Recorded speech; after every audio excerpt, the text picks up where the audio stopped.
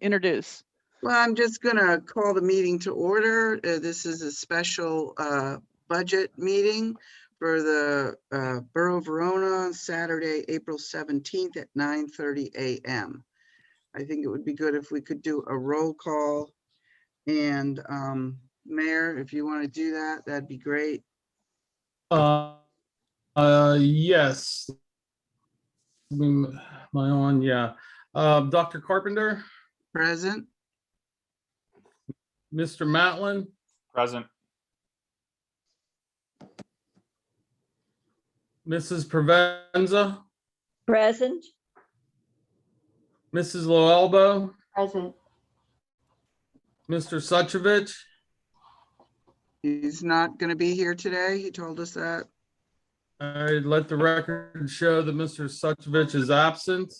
Mr. Forbeck, Present. Beck. Mrs. Redzik Showalter, Present. Mrs. Hockenberry, Present. and I guess that's it. Yeah. And you're present. Or yeah, the mayor's present, Dave Recupero.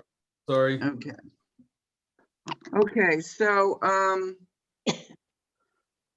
before we really get into the discussion of the meeting, I'd like to mention the idea of guidelines and ground rules. I'm not going to go through a big long list of guidelines and ground rules this morning, but there's a couple of examples that I'd like to mention. If people could please do their best to abide by some of these guidelines. There are things like showing up on time and being prepared, staying mentally and physically present, and contributing to the meeting goals. In other words, if you have a problem, a complaint, an issue, maybe also throw in a potential solution. We want everyone to participate. Certainly the way we're going to do this today is we're going to have a discussion in public with council, and then there will be a time in which we will also invite the public to speak. And Susan has a method for that she'll introduce in a few minutes. Listen with an open mind, and remember that we are dealing with the problem, and we try very much to not attack people, but just attack the problem and hopefully also suggest a solution. In terms of specifically with this meeting on Zoom today, I realized after the last meeting that chats that go to everyone that are coming across my screen are like side talking in the audience. It's very distracting. So we're not going to turn the chat off because Susan's going to want to share some links and stuff in the chat. And if people want to chat between themselves, you know, and I don't have to see that, and the rest of us don't have to pay attention to that, that's fine. It's kind of like side talking, but we're asking for your full presence and attention to what we're saying so you can take in the information. So please refrain from chatting as much as possible. And, you know, the goal here is to come up with a solution for, you know, what we all know to be a difficult situation with our budget right now due to things that have been discovered. And we also will hopefully all take note of any outcomes and action items that are as a result of this meeting. So I just wanted to mention that before we started. And I think that what is happening next is Susan Hockenberry is going to give us a little summary and a background of, you know, what got us here today. Does that sound about right, Susan? That sounds right to me. Okay, thank you. Thanks. And if anybody else wants to add some suggestions to that those ground rules, I'd like to add something for me. One of the things I like to ask, because budgeting is really, yeah, there's a lot of numbers and public policy and so on happening here. This is really a discussion though about values and what's important to you. So I like to ask a clarifying question. Why is that important? What's important about that to you? That's not a challenge. Sometimes that, maybe comes off the wrong way because I'm peppy about this topic, but it's not a challenge to you. It's really hopefully an illuminating question to contribute everybody's better understanding of one another. Does anybody have anything else out that they want to get out in terms of the way they're going to lean into this process and want to share? Yes, I would like to add that we should all remember that we're here together and we're on the same team. And as Nancy beautifully said, let's talk about the ideas and not try to come at each other. Nice. I like that thumbs up, Mike. Mike's visual. Anybody have anything else? Okay, and as Nancy said, I do have something to share in the chat, and I want to capture the good ideas, creativity, brain bubbles that happen during the discussion. So I'm not going to use Jamboard because I think it's a little too loosey-goosey for me being able to capture the information. I'm a fan of Padlet. So I'm going to share with you, if I do this right, hold on one second, my link. I think I copied it right. Yeah, there it is. In the chat, everyone should see the Padlet link. I'm not going to be checking that too often, but I will check in periodically. Usually when I facilitate, I call this a parking lot, and it's just a piece of whiteboard, piece of white butcher paper on the wall, and people go up and put Post-its on it during break or whatever. This is our virtual parking lot today. So please feel free to use that Padlet. It's pretty intuitive. You just click on it, and it starts to drop little Post-its on there. So feel free to use that. Anybody in the audience, anybody in the council, that's available to hopefully facilitate good discussion. Okay, so yeah, the background. I do want to mention something. Sure. Susan. Yes, ma'am. Just for people who may not quite understand how something like this works.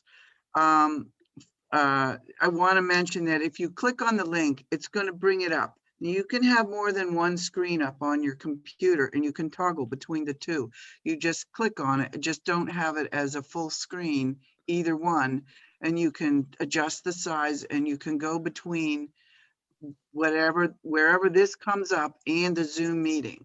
So that would be how you would be able to make a comment. Like for right now, I can't see the Zoom meeting. I'm looking at the Padlet. But if I click on any part of the screen where the Zoom meeting is, then the Zoom meeting is on top. It's like pieces of paper being on top of each other. And I just want to mention that because some people are, there's varying abilities of technology. And this is something relatively new to me. So if anybody has any questions about that per se, please put that in the chat, and we can see if we can make it so that you can utilize this technology. Thank you. Awesome. Okay, I'm going to share my screen if that's okay, unless anybody has anything else on that sort of ground rules or communication facilitation. Great. I want to be respectful of everybody's time, so I'm going to keep it moving.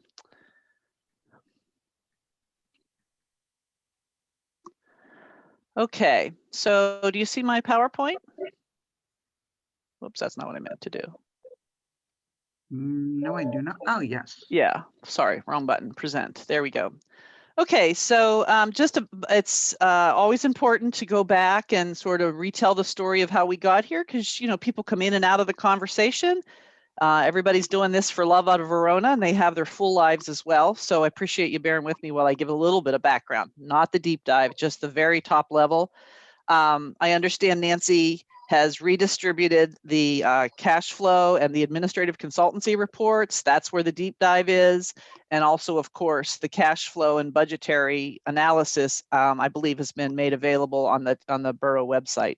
So all of that is where deeper information is on this. This is just a top level to remind us of some of the most salient facts as we get started. So back in February, you had retained me to provide interim management service.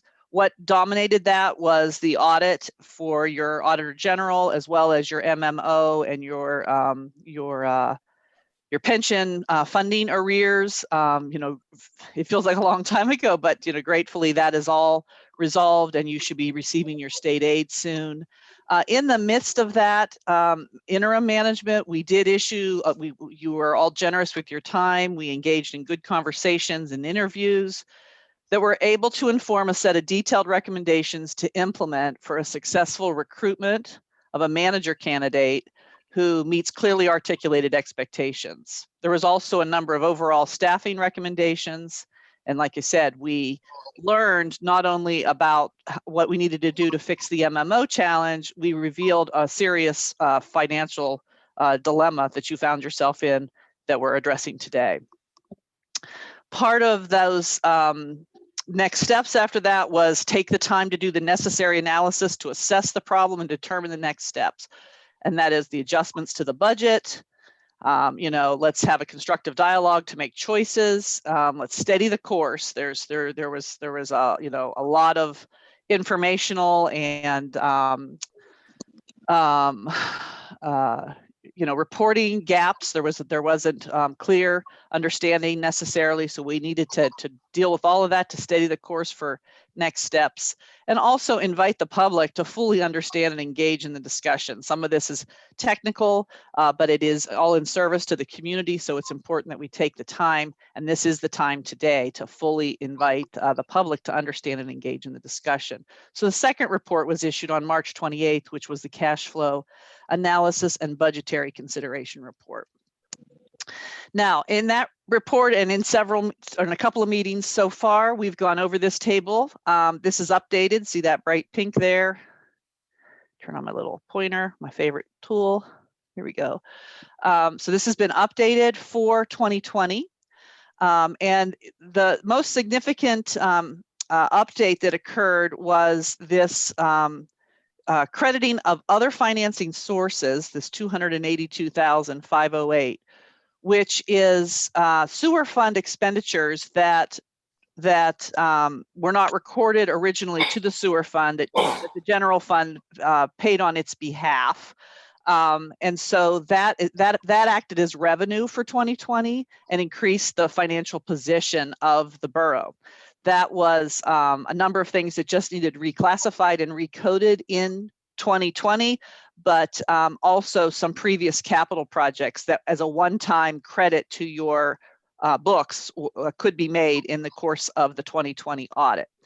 So that reduced your liability to the sewer fund, which we're really not here to talk about today because we're really talking about the practice that led to the hole in your budget and fixing that. But your status is you still do have a liability to your sewer fund for future discussions by council, and you still have a negative fund balance. So that's the status of your 1231. I will say happily that your new bookbinder this week issued an interim balance sheet, an interim budget to actual, and an interim income statement. So you're going to see some really very useful interim financial statements coming your way very soon. So you won't have to be relying on 12/31/20 numbers throughout the rest of the year. You will have as of the end of the last month for the rest of the year. So this is your financial position in the most recent official report. And like I said, you still have you're in the red with your fund balance, but it's a much better number than it was in 2019. Here's that same graph that was in the cash flow and budgetary analysis report, but it is updated here with this 2020 info. So you can see that you still have this significant liability to other funds. Your cash position, which is the green bar, stayed about the same, but you can see your deficit position improved from 343 to 221.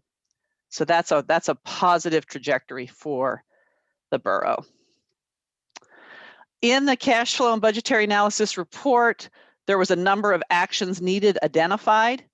This relates specifically to your 2021 budget. When we take your 2021 budget total revenue and back out the sewer rental fees that were included in that, you get a 2021 revenues net of sewer fee. You also have your adopted expenditures. When you back out the expenses for sewage, you get a adopted budget net of sewage expense of $2,599,625. That number, it needs to be funded by your revenues less sewer fees or net of sewer fees, which results in your revenue being under your expenditures by 303,195. That's the 300,000 we've been generally referring to. So the report suggested actions needed. Again, two big red arrows here to say that's what we're here to do today. We're to address this 2021. We're to make these 2021 budget adjustments to address this financial need, this gap. And with that, unless anybody has any questions, I wanted to turn the discussion over to Dave. I will, if it's okay, if I can introduce this process, Nancy, is it okay? Yes. Yeah, I will be like the spreadsheet. I'm going to also put a spreadsheet up here in a second. I'm going to be the spreadsheet jockey, right? That's my job here, is to try to capture that. Dave's going to be the, sort of the finance director, if you will. He's got a lot of information about the budget. He's your finance chair. He's going to lead you in that discussion. And then I think we've asked Dave, Mayor Dave, to help with the facilitation during that as well. So Nancy and Dave, do you want to comment on that?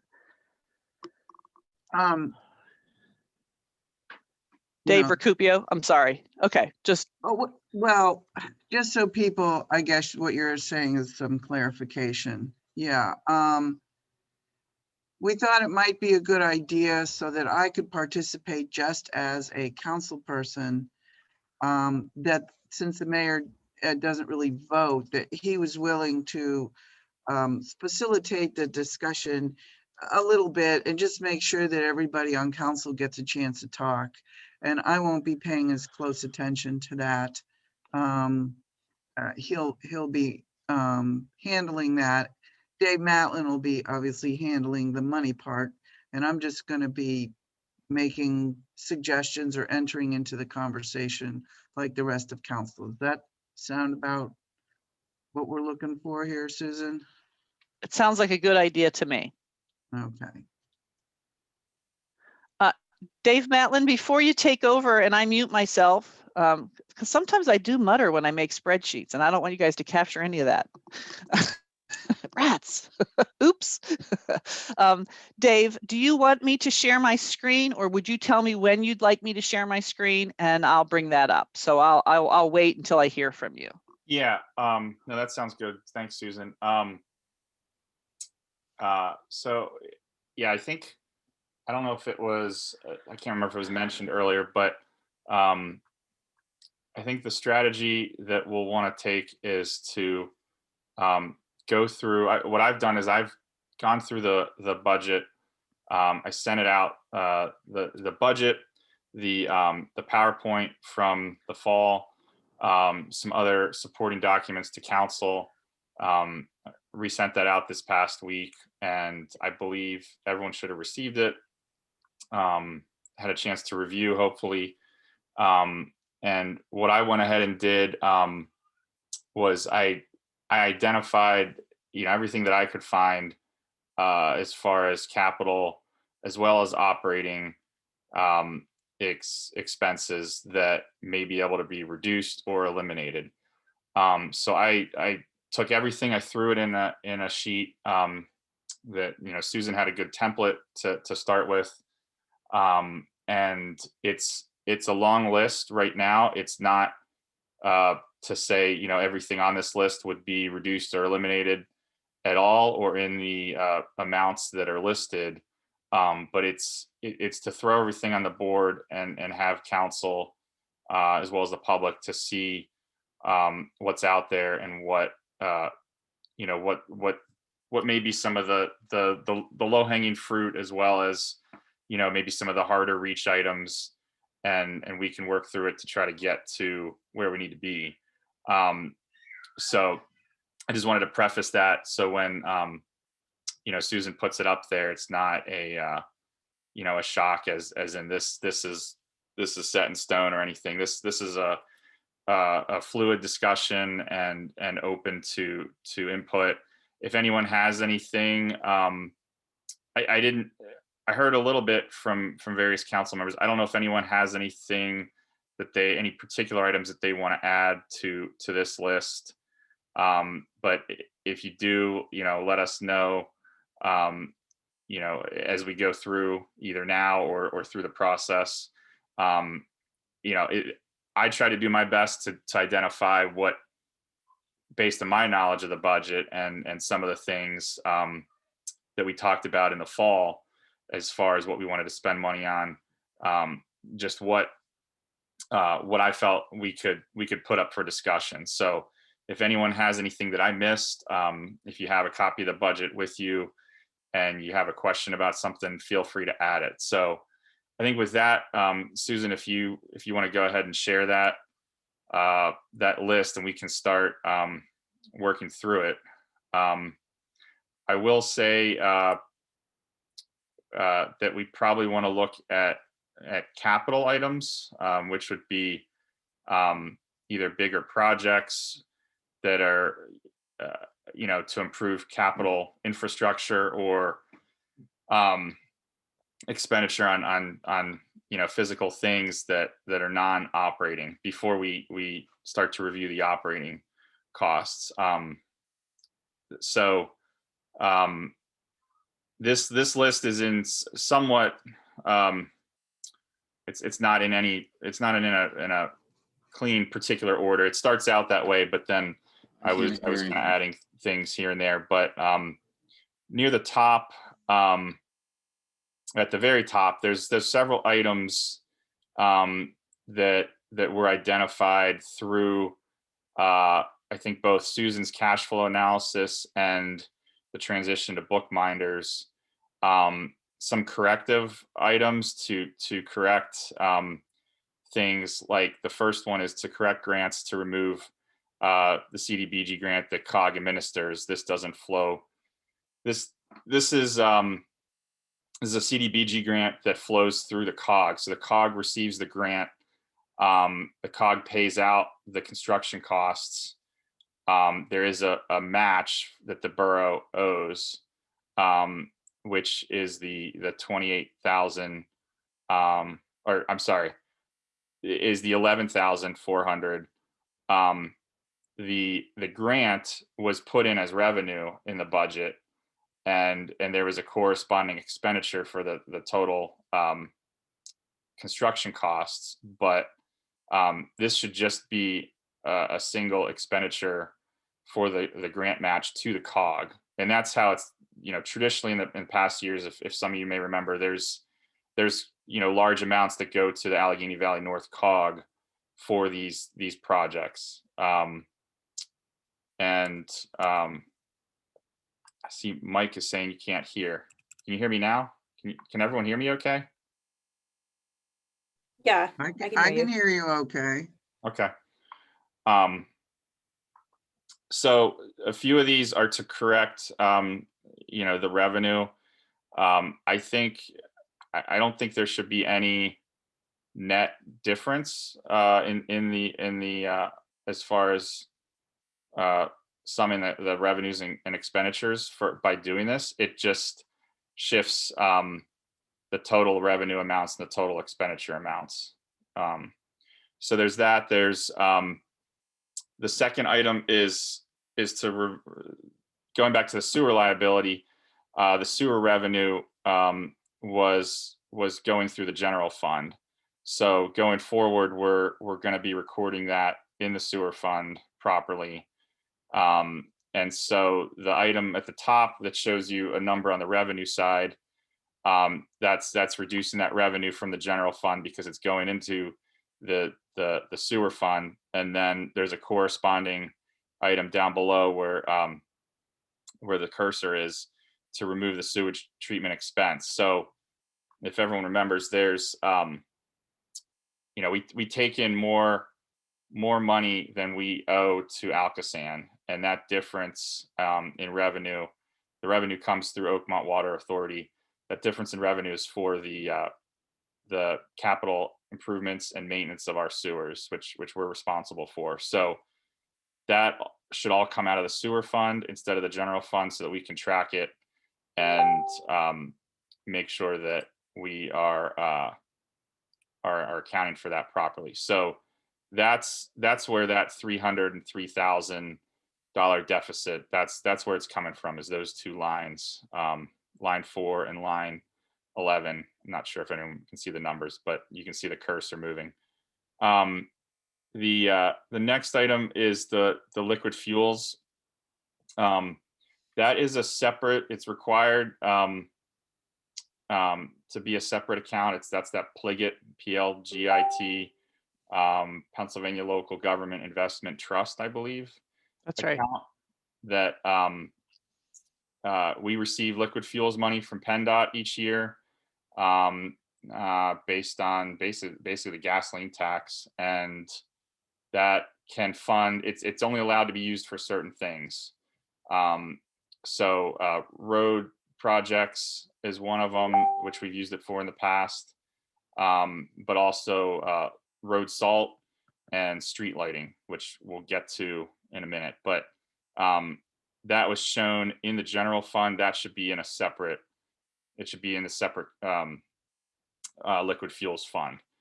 So the next one is the CCTV storm sewer grant. I believe that, which one was that now? Dave, my understanding of that is, according to Matt, the timing of that can push that into the future, and it doesn't have to be 2021. Yeah, Matt did state that project, I believe we have 3 years with DCD to spend that, and there's no big urgency to spend that this year. We're not going to lose the grant money, so we can take that out, and both the revenue and the corresponding expenditure. Yeah, so there's the corresponding expenditure. It's $111,000 in grant money and $144,000 total project cost. So both of those, the idea would be to postpone to 2022 if everyone is on board with that. Does anyone have any, just to get a quick read, does anyone have any questions or comments thus far? What project is the CCTV grant for again that we're pushing it back? That is a project that Matt has gotten us, or has been working on, to camera the storm sewers, to do a comprehensive inspection of the storm sewers with cameras. Basically, like if you were buying or selling your house, someone might do an inspection of your they might do it of your sanitary sewer, but they might run a camera with a snake. You've maybe seen a plumber use these to see the condition inside of the sewer line. So this will be doing it through the borough's storm sewers, which are separate from the sanitary sewers, which I believe, Matt, we've already had a project to do that. Does that answer your question, Trish? Yes, thank you. Okay. Hey, Dave, I'm adding this little column here on the fly because some of those things are not sort of on the table today, so that everybody can be reminded of what you just said. So those that moving of those funds into the new funds, that's not flexible. That's something that has to happen. And so I'll just make a little tally of that so you guys can see that if it has an N, as you're going through this, that's not on the table. Is that okay? Yeah, that's fine. And real quick, why does that have to happen? Why does that have to be into another fund? Yes, Yes. Oh, sure. So you're legally restricted. So you have you have general fund and special revenue funds. General funds, like the name implies, are for general purposes. Special funds, special revenue funds, like the name also implies, have special purposes. You set up a special revenue fund to accomplish segregation of resources easily and not run afoul of your legal requirements for many resources, right? So that's why those funds need to exist. Plus, that's the way your auditor determines your fund design, and your auditor for several years has always presented their special revenue funds. So you charge sewage for sewage treatment. The more water I use, the more sewage I pay, but maybe more snow removal services I don't get or use, right? So by making sure that sewage is dedicated to sewage, you don't You don't allocate commodity-based income for general, public good services. So that's the reason for the funds to live that in the way you run your operations. And sorry, since you asked about funds, now I'm on my little nerd soapbox. One other thing I want to tell you guys is that, it's going to become so much clearer when you see your interim statements, and month in and month out, you say, oh, that's the general fund statement. That's the liquid fuel statement. That's the sewer fund statement. The other thing having that going forward is you'll have the ability, when your employees do work in sewer, to in current time, actual time, record that expense to your sewer fund. You won't have to go back and retroactively say, yeah, I think they worked on it this amount of time. When they turn in their timesheets and it says, we spent all week on, I don't know, a manhole collapse, right? You can charge that directly to that sewer fund. So it really does exist to make life easier and decision making easier, not to hassle everybody. But you're in this corrective stage right now as you get that set up. Yep. That help, Dave? Yeah, thank you. Okay. Mm-hmm. May I just make a short statement? That's okay. I mean, I looking through this and re-looked at all the whole budget, and we, with Dave and the finance chair and everything else, finance committee, things that I do want to tell folks, there's obviously Dave's going to go through this, and there's going to be items that we can certainly eliminate because we just don't need them. There's also items like some infrastructure items that could be on here. I want people to keep in mind that we possibly could actually get some of that back with the American Recovery Act and infrastructure acts that might be coming. I mean, obviously we can't bet on them, but that is something that we should be mindful of. And third is just some of the stuff that was budgeted that was salaries. We understand that it will be reduced anyhow because we didn't hire a full-time manager. We're already going to be half year into it. That's just an example. So as we go through this, I just want folks to think about that when we look at eliminating or adjusting the budget. Thank you. Yeah, thanks, Mike. That's a good point as far as the capital. If we do push back some of these projects and don't do them this year, one of the things we should do next in a later date is to develop that capital plan so that we know what our priorities are. And then if we do see an opportunity where the American Rescue Plan money comes in and we say this particular project is priority number one, and we have that plan, we have it organized by priority, and we know the dollar amounts for what it'll cost, we might be able to jump on that later in the year once that money comes in.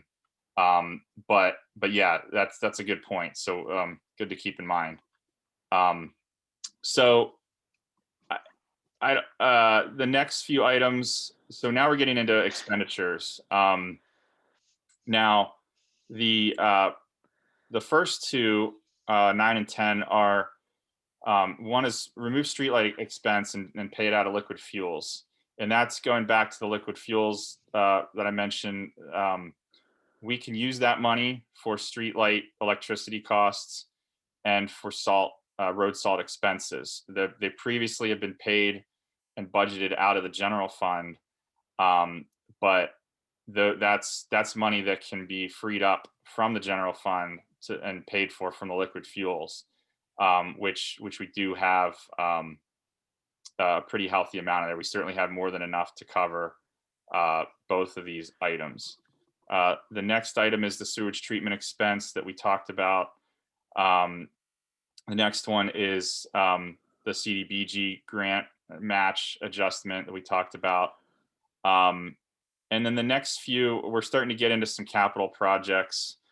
One is the center and athletic storm sewer extension that Matt's talked about a lot. We were, I think he tried to get us a grant for that in the past, and it didn't go through. So we had budgeted $60,000 for that project right out of the general fund for this year. So there wasn't going to be a grant as part of it. It was going to be fully funded from our general fund. That's something. It's a capital project. We could push that off. It would be a significant amount of money, and look to either a future grant or just fund it out of future years budget in one way or another. The next item, and if anyone has any comments on any of these or questions, feel free to stop me at any point. The next one is the phase 2 of Second Avenue resurfacing. As everyone remembers, last spring we did the paving of the first section from Wildwood or Verona Road up to Wood Street. So this was another project that was budgeted wholly out of the general fund. There isn't a grant for it, but it was, I believe that one we were looking at paying out of, I can't remember now. Was that the one we looked at paying out of the liquid fuels this year? We had it budgeted to be paid paid for this year without a grant. But it's again, it's something that could be pushed back. Oh, sorry, that was First Street. My mistake. Yeah, and if I could just chime in there, First Street does utilize your fund balance in liquid fuels. PennDOT has authorized that. You guys did have a nice fund balance in your liquid fuels plus the current revenues coming in. So even though it's about 100,000 to do your salt and street lights, at least according to the budget, and you're only getting 79 in current revenue, you had a fund balance, and even with that fund balance plus that income and spending this on First Street, you're still good to go. Your liquid fuels fund is in good shape. So yeah, the liquid fuels went to First Street. Sorry, Dave, back to Athletic Avenue. Sorry if I get the street names wrong, guys. Susan, I have a question on that. Are you saying we have a good fund balance, like we've established a minimum fund balance for the liquid fuels account? Yeah, or like correct. You don't have to worry about your fund balance. You don't really, quote unquote, get to establish your fund balance for your liquid fuels account, right? The state tells you what you may spend that on. And the difference between what you take in and what you actually spend, you know, a snowy year versus a not snowy year, that could contribute to it. You're allowed to use it for certain capital projects. Sometimes you make a decision to not pay the streetlights or the salt out of that to save money up for that. That's all in the future for you to decide, but you don't need to worry about your liquid fuels fund. It's in good shape. So can I add something here? Also, just so people realize, we came in to this year with approximately $156,000 in our liquid fuels fund. And recently we got our allocation for 2021, which is around $79,000, I think, as it shows up there. So we have about 220,000 in our liquid fuels, as I understand it right now. And so what we're doing, what Dave is saying to everyone is that things that we had not previously charged to the liquid fuels, like all of our Duquesne light bills for lighting the town and whatever the other one was, salt, we can charge that to liquid fuels because the state says it's okay. And then that will relieve us from having to pay those two big chunks out of our general fund. Yeah, thanks, Nancy. That should help. And you are correct. The statement that we presented at the meeting this past week on the fund on the bank balances showed it was 156,000 and change in the liquid fuels. That was as of March 31st. The liquid fuels money did come in, and we're at 226,924 as of today, just so everyone's aware. So that's how we can fund that First Street reconstruction, which is actually the wheels are already turning on that one, as Matt updated us. We can fund that as well as the road salt and street lighting out of that liquid fuels for this year. So Now, Dave, do we have to use that whole amount up for this year, or can that carry over to next year? Nope, that carries over. I mean, I think we get somewhere around $70,000 to $80,000 a year, roughly. It looks like in the past years from the state. I mean, that's really, I believe, our only source of revenue for that fund. So yeah, we can stash that away for future years. Okay. And you know, so And we can maybe get some of the street lights in the alleys done that need pretty no. badly done, or no? That's different. That's a different situation. That's the LED project is, I think, what you're referring to, Sylvia. That's not the same thing as lighting of what we already have established. We get like 16 bills from Duquesne Light every month, and it adds up to whatever the chart says. And that's different than the LED lighting project, which I think Dave is going to mention down the line. Okay, Yeah. thank you for explaining that. Yeah, we're Mhm. talking here for the liquid fuels, we're talking about paying the electric bill for the lights, Okay, which is the borough's responsibility. right. Okay, the that's word what- lighting threw me off. Okay, Yep, thank you. I understand. It's a now. little confusing there because there's two. Yes, So, thank you for explaining. sure, no problem.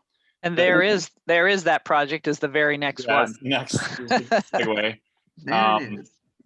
So that was a project to continue installing new LED streetlights with Duquesne Light that Matt had looked into, and we had budgeted $11,000 for that as another project.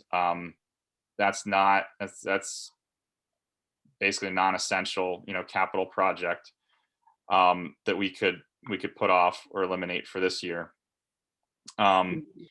Now we're getting into and this is in no particular order, so I don't know if we want to go through and hit just the capital items and then maybe skip over some of the operational items that might be intermixed here. But the next one is there's several line items in here that were presented in the budget discussion last fall for the police department for some upgrades that I believe that the mayor and chief and police committee had looked into. So this particular item is for $8,000 for a new police department workstation, vent system, and other necessary repairs. I don't know if Mike or Dave, you have any additional info on what that is and whether that could be some or part of that could be eliminated. Yeah, I think what some of that was, what I recall was for evidence room, for a construction of a separated evidence room, especially when drugs were confiscated. That was in a secure, vented place. Mm-hmm. Well, yeah, It was just general. go ahead, Mike.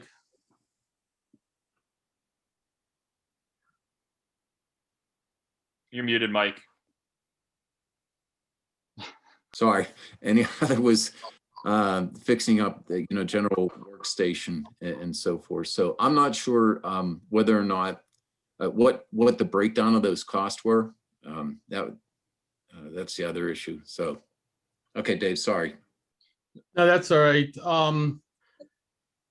Yeah, for the evidence room, I guess they needed vented. I was unaware of that at this time, but it is budgeted for the original amount of $12,000, and $4,000 of that was for annual expenses on that. We don't have to do that that ventilation at this time this year. It needs to be done in the future. We've gone without it for this long. We could go another year without the ventilation. We don't get that much drug seizure in the department. We do, but it's not like a big city would. So I am going to ask to hold off on that, but we do need a few dollars in there. I see it's budgeted for what, $8,000. That could probably be even cut maybe by $2,000 for necessary repairs that come about. Dave, sorry to interrupt. I think the $4,000 you were thinking of, there's another line item. I'm trying to remember which one it was that had $12,000 budgeted, and there was Right.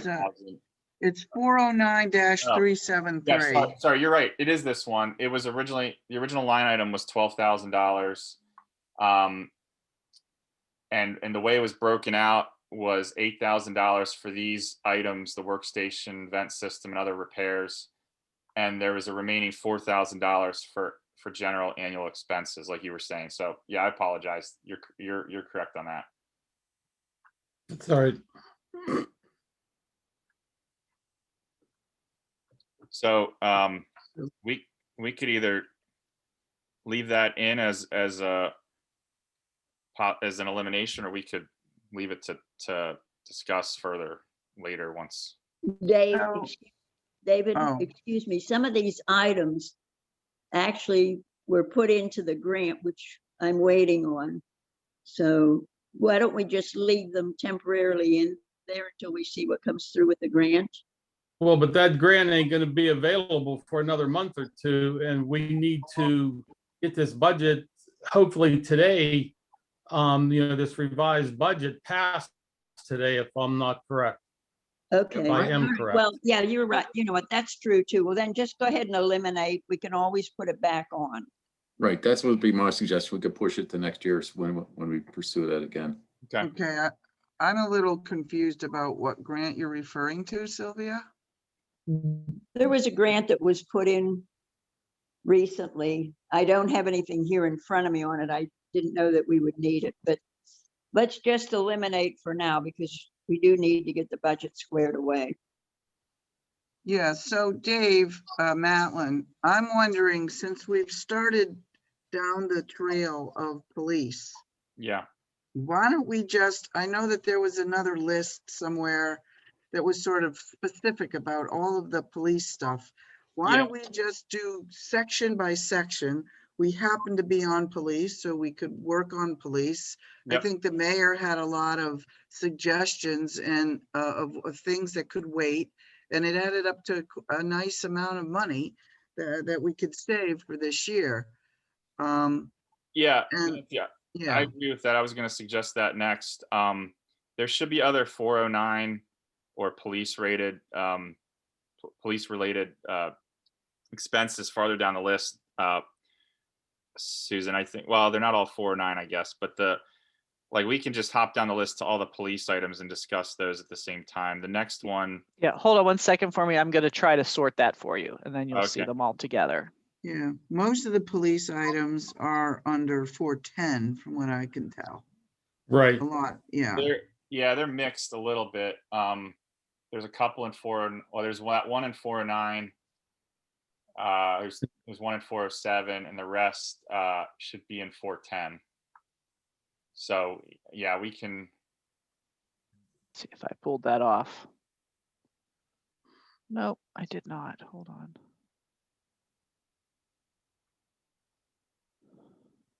And then we have the mayor's list, which is handwritten, which is just as effective.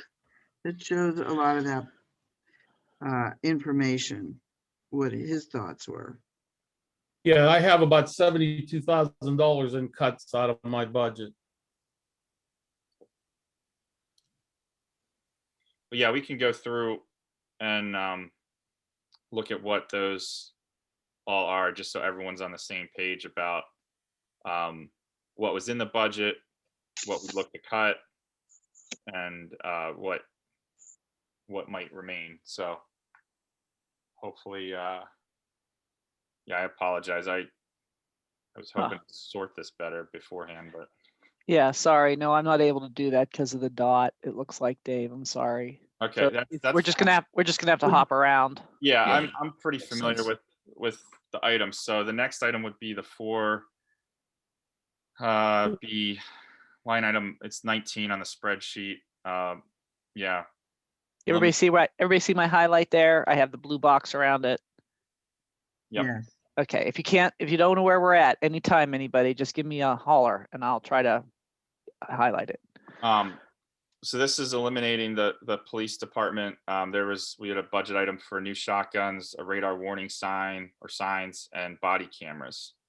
I think I don't know if I have I know that there was a number estimated for the body cameras at 7,000. Right. I don't know about a breakdown for the other items, but it, this Well, seems look, like, go ahead.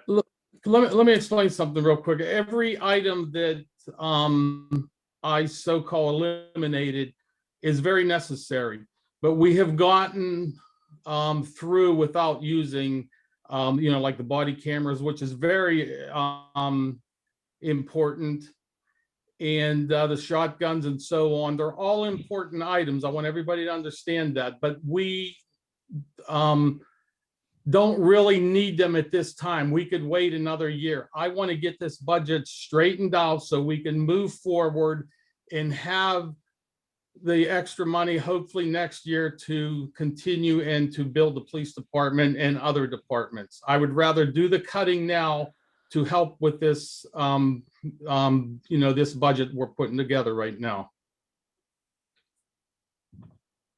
Okay, thanks, Dave. Anyone else have any comment on this item? Well, oh, how much is it? I'm sorry. It's 27,470 for just for those three pieces of equipment: the shotguns, the radar warning sign, and body cameras. So Susan, are we going by this list, or is there another list? Are we keeping track of what we're Well, eliminating? so far, what's you're eliminating is this 27,470. The question is, do you want that to be the amount, is what I'm hearing. But yeah, that's going to take place on here. And as you guys make decisions, these numbers will change in real time. So this is the total Okay. revenue, which we're really done talking about.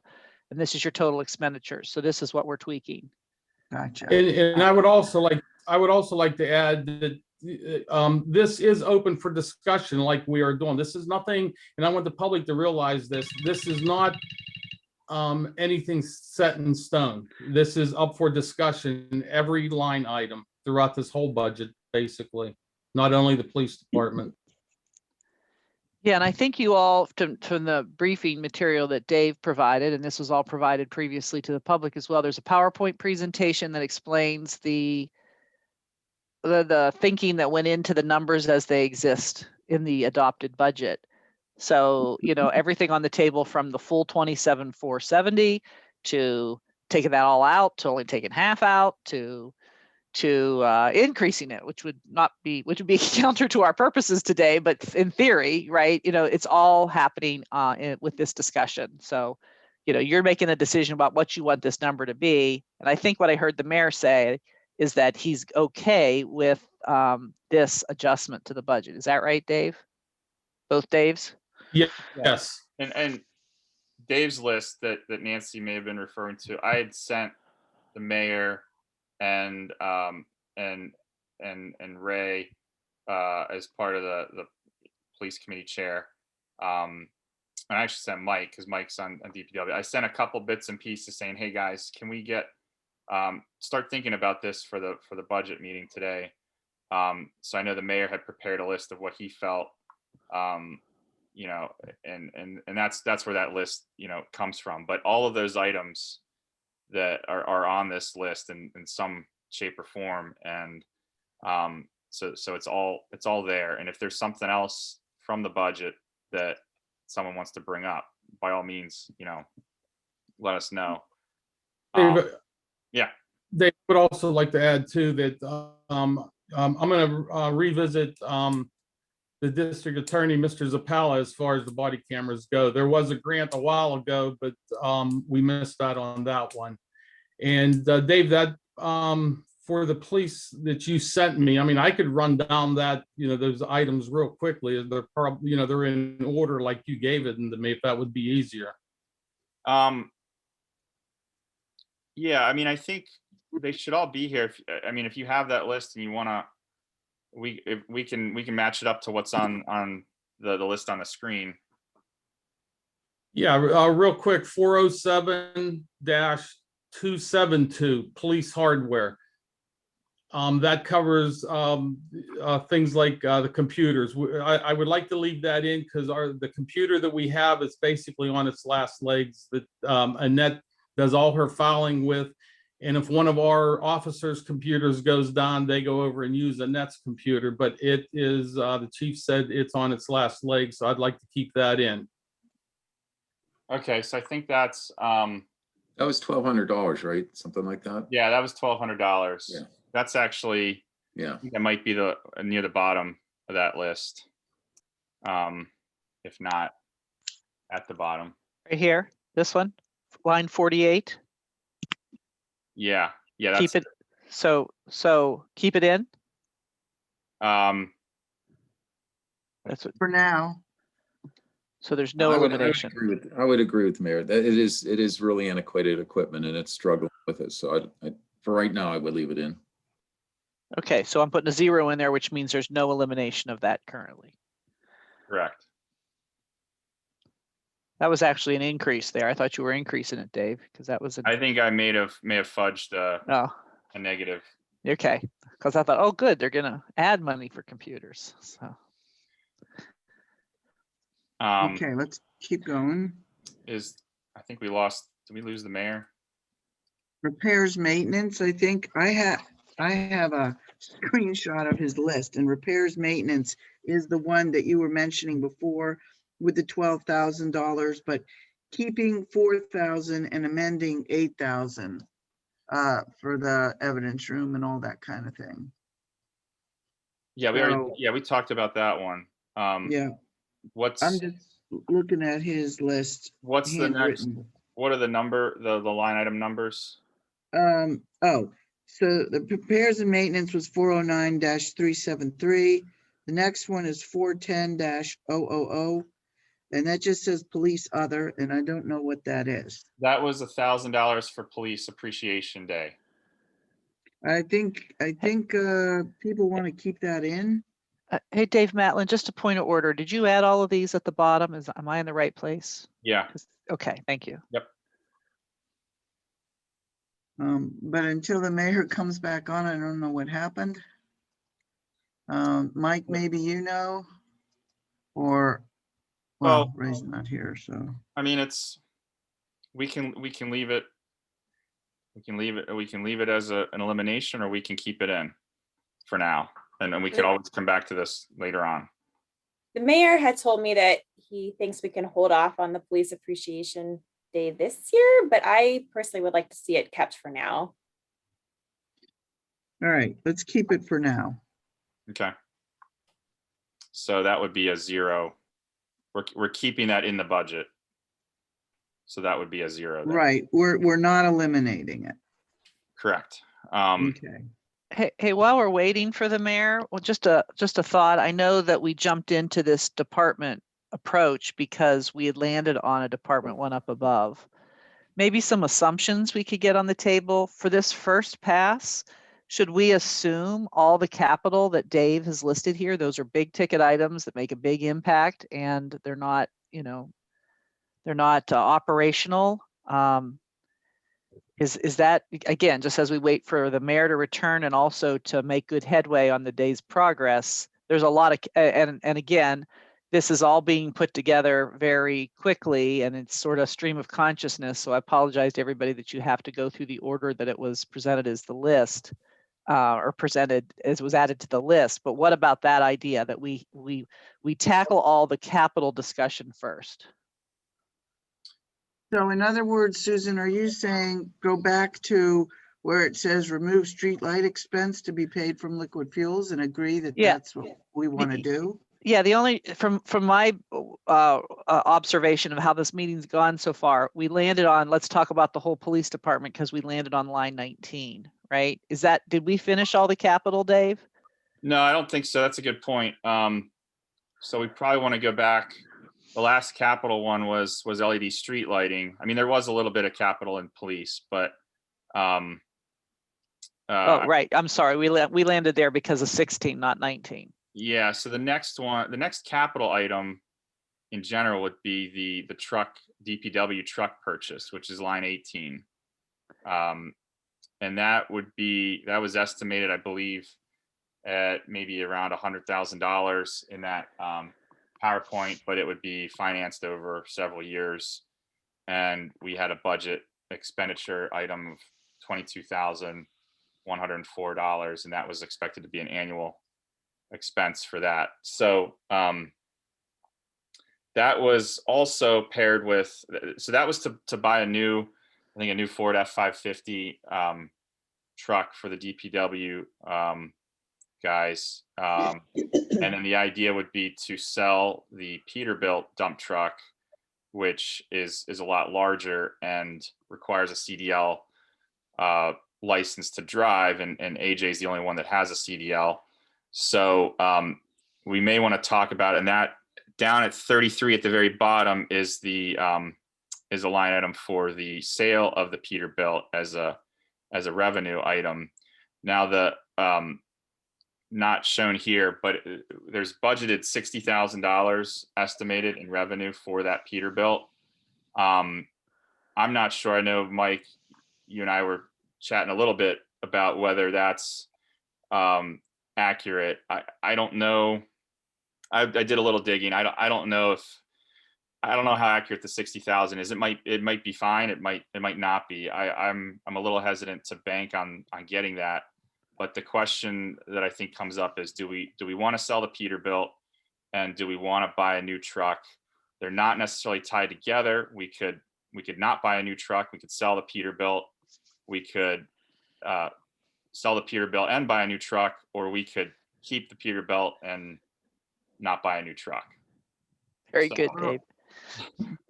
I will tell you that in a couple of conversations I've had with AJ over the last several months, and I very clearly said, can you survive doing everything you need to do without the Peterbilt? And he said he could. He also doesn't feel like he needs a new truck. The truck that was being referred to as a truck that had a rebuilt engine, and the warranty on the engine was running out. And that was the reason given for needing to buy a new truck. But I'm not sure that, I don't know about you guys, but when my warranty runs out on my car, I don't just go buy a new car. I keep using it for a while and pay for repairs as they come along. So my opinion is, given what AJ has said to me, is that we could just sell the Peterbilt. Yeah, I agree with Nancy, because my conversation with AJ was similar, that they can do without the Peterbilt, and at this time they don't need a new truck. But I think sometime we'll have to budget it sometime in the near future, but not this year. Okay. Yeah. So what I had put in there, so what's currently on the list is eliminating the purchase of a new truck, that 22,000. I also threw in, and this was just a placeholder, I reduced the expected revenue for selling the Peterbilt, if we went through with that, by $20,000, so that we'd say we're expecting to get 40,000 if we sell it. Now I'd rather be more conservative. And that was my thought there. We can adjust that however we want, because I don't know how we would get a good basis for it without. Okay, so the original idea was that we would sell the Peterbilt for 60,000, and you're saying be more conservative and say that we could sell it for 40,000 instead. Yeah, I mean, Okay. if we leave the 60,000 in there and we only get, say, 30,000 for it, and I wish the mayor was, he and I did chat about it a little bit, because I know the mayor, given his experience, he does have experience buying and selling vehicles of this type. And on Q, he turned. I'm gonna give him a call. Oh, there he is. There. Yeah, I can't get back on my iPad. I'm on my phone. I apologize. Let me make a comment on that Peterbilt. I've seen them go in municipal bid anywhere from 23,000 to about 38 to 40,000. We're 60,000's out of the question. And that's my opinion. We have 25 vehicles personally.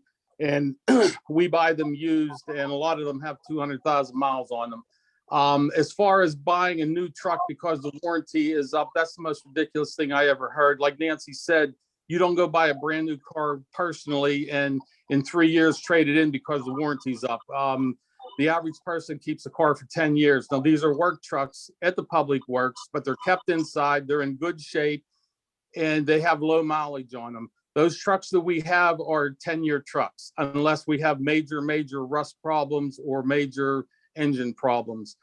When the engine went on that one dump truck, ours went also. Ford gave you a very good discount on them because they had problems. There was I believe it's called a class action lawsuit on them where they gave you a pretty good price on replacing the engines. And we did the same thing to our truck because it was the same year actually.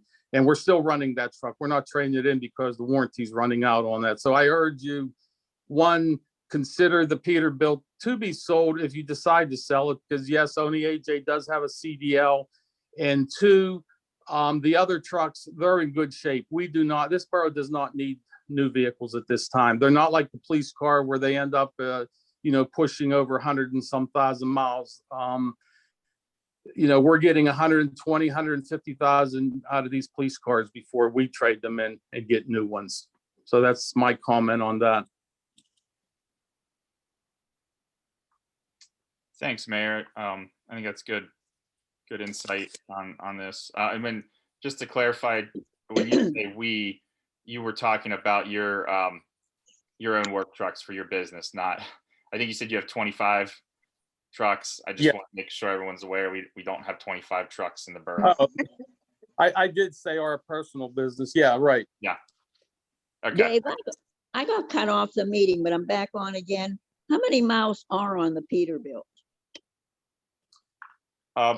Mike, I don't know if it's is it by miles or out? Did he say it listed by hours? They go both. Yeah, I They don't. have we don't- timers on them. The thing is, not being I used. can find out. Well, I mean, Because if the mileage is low, you're going to get more money, no question about it. Let's go with a conservative number, and then if it's better in the end, then that's great. Yeah, low mileage and good condition, if it's been well maintained and cared for, you'll get your money. Peterbilt's a good company. so what do we want to set as an amount that we expect to get reasonably, conservatively for this truck? 30,000, 40,000? 35,000. That's comparable, yes. Okay.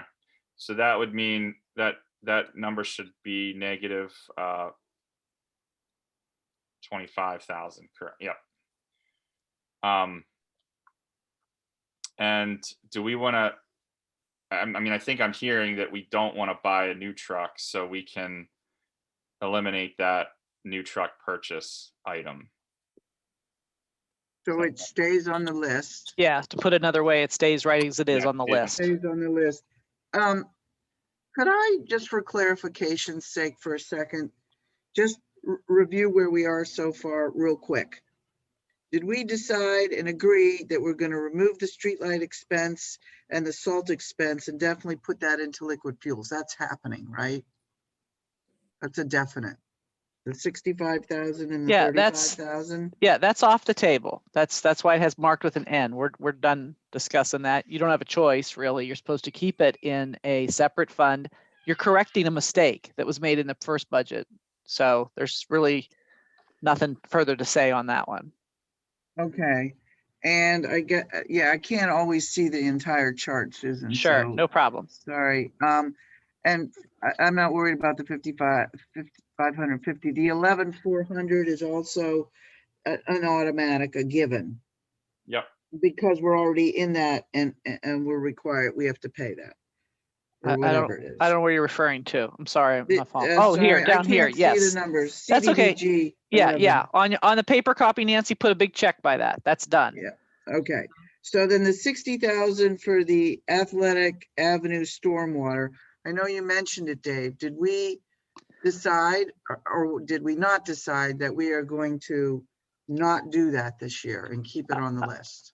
If I can just as a point of order say where we are, is Dave's still reviewing an initial list and nobody's made any decisions yet. So it's still on the Oh. table. That's the way I interpreted it, Nancy. Dave, do you have Yeah, I think, yeah, if we go back to what we talked about is, we can touch on these items, explain them, discuss them. Let's get through the capital items first and finish Okay. those off and then see where we're at. All right, because I was getting confused about overview versus actual discussion and decision-making. It sounds like we may sure. making decisions about the Peterbilt and all of that, but if you're just reviewing, that's cool too. That's just maybe I might not be the only one who's a little confused by how we're Yeah. going about this. Yeah, the way I interpreted that discussion as your observer is you guys were deciding whether or not to leave it in the list currently, but you kind of have to get through the whole list before you can make a decision about what's in the final budget is the process you're going through. And that does have blurry boundaries, Nancy, but on the list, the paper list, everything below the CDBG expense really technically is all on the table, at least what I've heard so far. Dave Matlin, Dave, would you agree with that? Yeah. Okay. And we've gotten as far as, and Dave, Mayor Recupero, when you were off, we decided instead of jumping into a departmental expense right now with the police, let's finish the capital and then come back and do the departmental of the police, just because those were big ticket items and you weren't available at that moment. So if that's okay, can we proceed with the capital and then come back to the police? Most definitely, yes. Let's move on. Okay. Where do you want me, Dave? Matlin? Let's see, the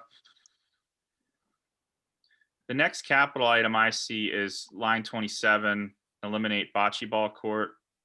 That was in the Parks and Rec portion of the budget. There was $10,000 budgeted for a new bocce ball court.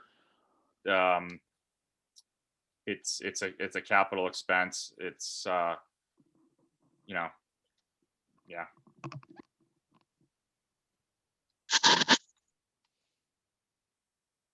I agree on that. What's everybody else think on eliminating that? Yes, absolutely. We don't need it this year. Not- Janet, what do you think? Yeah. Yes, it's not a necessity at this point. I agree. Yes. Okay. Sounds good. Thanks, everyone. Going down the list, we talked about the Peterbilt. Here, 22, Dave, postpone CCTV. That's we already covered that. Yeah, so that's not on the table. That's off the table. Thank you. You might have to scroll down. Seeing a lot of small items. The next capital item I see is 39. So this is the T trenches for cribs. These are trench drains up on the fields, and that actually when I dug through the budget, we had budgeted $5,000 as a separate line or part of another line for this. But as the Cribs Pavilion project went on, which was budgeted separately, we have the revenue coming in for the grant of around $200,000, and then we have the total project cost is $235,000 or so, and then we have a $35,000 match. So that all is still intact. I did not include it here because that project's ongoing. Matt says it's on target, and I did check with Matt that the T trenches were included in the pavilion costs currently, and he said that they were, and he confirmed that $5,000 that was budgeted, because when we did the budget, I don't think we had yet decided to include that as part of the pavilion project. He did say that could be eliminated. So I would say, unless anyone has questions or objection, that should be eliminated, put off the table, because that they're actually already doing the trenches now. So it's already happening. It's just extra money that's not going to be needed for that. Yeah, so it's off the table because it's basically, as we like to say, bad budget, because budgeting is predictive and you can't always predict. So this one can go for sure. Is that what you're saying, Dave? That's, yeah, yep. Is everybody agreeable with that? Yeah, yeah. That sounds, that's like kind of a no-brainer to me. Yeah, that was Personally. included in that grant, yes. Yeah, I agree. Yeah, so going down, the next capital item I see is actually a police item. It's 42. It's eliminate new CCTV cameras. All right, it was a project to put in new CCTV cameras throughout the borough. $6,000 was budgeted there. So that in our definition of capital, that it's over $5,000, has a lifespan of 5 years or more, and that would qualify for that. So seems like something that would maybe be nice to have, but we don't need this year. Does anyone have? Yeah, we lived this long without it.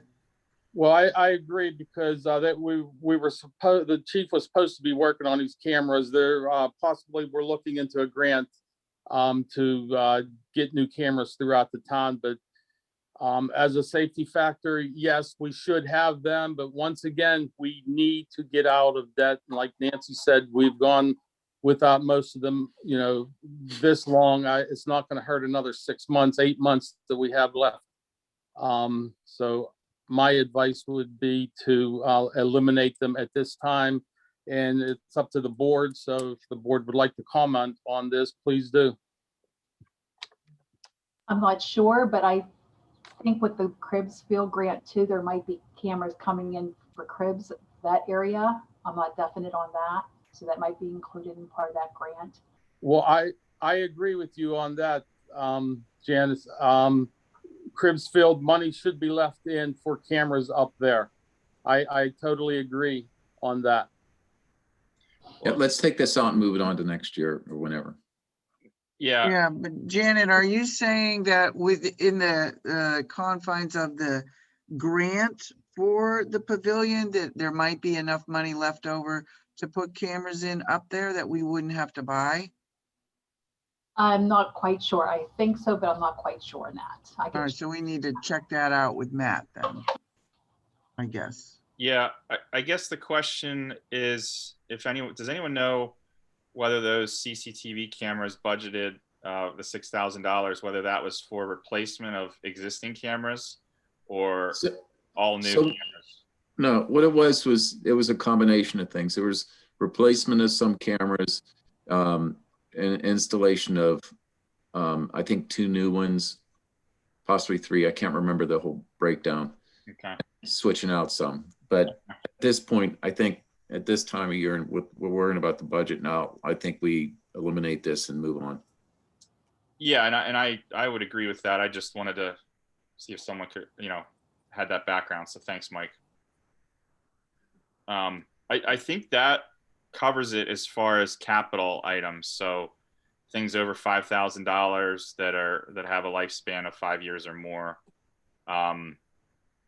Can we hone in on the on the table, off the table then on a couple of these? Is this one then that you're resolved? That one's coming out. So it's not on the table. I could put an N here. That's my question. I think so. Is that the consensus of the group? I don't. I'm It just asking. sounds like the consensus to me. Okay. Unless anybody has any objections right now. I mean, again, we're going to finish this discussion with council, and then we'll see what, any major comments from the public or things we may not have thought of. Okay. But for right now, I think that's reasonable. Yeah. There's no authority in the N. It's just a clarifying tool. Yes. Yep. This is off to this adjustment. We know we're gonna reduce that income from the sale of the truck. That's The bocce ball court. I think we all agreed on the bocce ball court, the $10,000. Yeah. It's a little The bit lower. 10,000.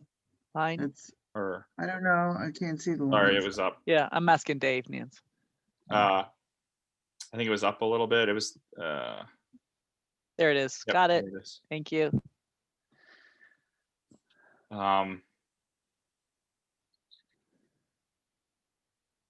The, Truck, yeah, the No- trucks, is the truck still on the table? the truck should be off the table. From what I understand from the discussion, Is that right with everybody? did anyone have any Yes. objection to that? Yeah, the truck can be off the table. Okay. The police department venting and workstation? Is it on or off? It's off this year. I would agree off. I think we Yeah. agree. That's 8,000 out of a 12,000 budget item, but Yep. sure, yeah. Let's go back to some of these capital items. The center center athletic storms extension. That's being eliminated. I I would think we're say- not gonna do that this year, is that correct? I would I think- say that it's a pretty large item. I would suggest we eliminate it for this year, but Yeah, I and it- hear from the rest that Yeah, that we right. agree. Agree. Yeah, this is just discussion mechanism, right? To say that, you Right. know, to hone it in a little bit. For right now, we're going to mark that as off the table, but it can come back on the table if it needs to. Okay. And then LED street lighting project. That was off the table, I believe, the board had said. Yep. Yeah, Didn't they go to liquid or no? Oh, No, That's the new light. So that would. Oh, okay, gotcha. Yeah. And then the phase 2 Second Avenue as well. Right. both of those. I don't want to make any assumptions, so please speak up. Am I right to mark those as off the table? Lines Off the 4 table for us paying for it, but Yeah. I did throw it into that grant I applied for. So obviously if we got it for free, it would be back on, but not as from a cost perspective. Yeah, well, things can happen in the future, right? That will change things. But for now, for balancing your budget and this discussion, if you Yep. guys have consensus on that, again, I know that you may take in more info and change your view, but ends okay there then. Is that right? Yes. Okay, Yes. very good. Thank you. which one was that, Susan? I didn't hear. That it. was the eliminating the LED street lighting project for the current year. Okay, I got that, but was there something after that? Because you cut out temporarily. Well, we talked about immediately before that phase 2, and that's also phase 2 of Second Avenue. Oh, okay. I did have a question on the comp plan, Dave. I sort of felt, yeah, that got skipped over. I guess if it fall, yeah, if we want to, I was skipping over because I didn't think it was capital, but I guess we can mention that. I think from talking to others, I think that's something that we were, even before this budget discussion, we're talking about tabling for a future year. Yeah, capital doesn't have to be infrastructure. It can be long lasting That's and true. expensive. That was a grant match and we're not gonna go for a grant this year, so, So Yeah, that can be off the table, correct? yes. Question. Yep. Cool. Great. All right. Now I think, Skipped over the police officer one. Sorry. Yeah. Oh, well, that's not cap. Yeah, Shotguns and everything, the 27,470. I didn't think I thought we're ready to do departmental expense now. Is that right? Dave, there's a couple things that didn't get discussed on here. oh yeah, there's several. things. I Mhm. think everything else that we did not discuss is operational. If I'm mistaken, please let me know, anyone. But I don't know if police training would be considered capital. It's not Well, the particularly. police training we need, that's their updates and what have you. When they Yeah, have to go to qualifications. Well, just as a clarifying point, what we talked about for capital as a proposed policy for Verona Borough would be $5,000 or more, long lasting, which is 5 years or more, and expensive. Okay. So useful life matters. So training technically doesn't have a useful life, right? I mean, they learn it and it's an expense. You know what I mean? It's not a Right, we move on, yeah. right. I think this should cover. I mean, I think that should cover all of the capital that we've identified. Unless anyone has anything else. Would you like to go back to the police department with Dave, Mayor Dave? Yeah, I think that's probably the next step, after, now that we're done with capital, going back to the police and going through the 409 or 410 items. Okay, I'm gonna highlight what I see as police on here right now, Dave. So tell Thank me you. if I miss That would be anything. helpful. Oh, okay. yeah, it's a good idea. What I have come up with, 4097, I'm sorry, 409-37. I'm sorry, my iPad's out. I'm using my phone, so you'll have to bear with me here. And it's very difficult for me to do that. We have $12,000 for that. I think we already discussed that. We could eliminate at least 8,000 of that Yep. out of the 12,000. Where? And I'm sorry, what? Where? That one we already touched on. I think that was a capital item up above. Okay, that's when my iPad went out and I couldn't get back on for whatever reason. All right. So what about the 410-000? Police other. That's down here on police. That's a police appreciation day that has 0 in it Right. right now. I would love to have that. It was set up for last year. The COVID came, so we canceled that. I'm willing to give it up once again, that $1,000, to continue to move forward and balance this budget. So is there any questions on that from the councilman, the council people? I have a question as to what is it that you were thinking in your mind, whoever came up with this $1,000 that Well, I came up with that was $1,000. going to cost $1,000? I just put in there for a budget. We were gonna have, well, my plan was have it down at the Borough Building, an appreciation day for both fire, police and ambulance, maybe buy some hot dogs and buy some drinks and maybe some little trinkets through the police department, like the little badges and what have you, which are very inexpensive. That price was very high, I just rounded off to 1,000. It may cost maybe $300-400. I don't know. I just rounded it to 1,000 just in case. Because, if it can be done and it's an outdoor event and we can get it in there between some of our other events, I wonder if we could still have it and just not spend $1,000. I have It no would- problem with that. It wouldn't be that much. I've talked with Penn Hills. We could even go in with Penn or Plum. They usually buy a certain item, and last year the item was $5, and the rest they get donated from different areas to fill a basket. That's how they do it. Okay, tentatively, we can leave it in there and, we can plan on, accordingly, and we can just move forward to the next item. Good So idea. Okay, So we need that an was expense. $1,000. Yeah, Well, we need what- expense in there. So Okay. I'm thinking at least cut it in half or maybe cut it and amend. All right, let's say we amend 700 and we want to keep 300 to cover whatever expenses might come up and still have Police Appreciation Day. Yeah, good Does idea. everybody agree on that? Yes, That's fine. Okay, Definitely. we can move to the next one, 410-112. That's for a full-time police officer. I could put it off another year. I've waited 8 years to try to get a full-time police officer, and it looked very promising this year, but unfortunately, I could wait another year on that. Any comments? Okay, the next one is 410-242.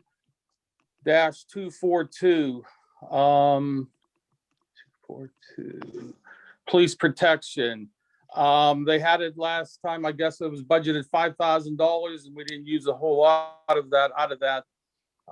See, I can't get on my other to see exactly what was the police protection? What was that? I don't have it fully written on mine. Yeah, Dave.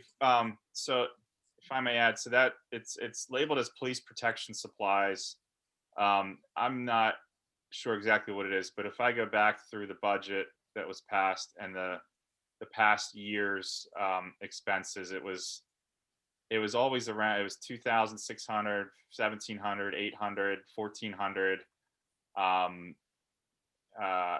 sorry, 1,900. And then we budgeted $5,000 this year. So I looked at Okay. that and thought, unless there's something new that's going to be needed there that we haven't needed in the past, that Well- could potentially be reduced by, at least 1,000 or 2. Well, more than likely that is like when they go to training and they use their firearms and what have you. Mhm. Each and every officer has to go get requalified once a year.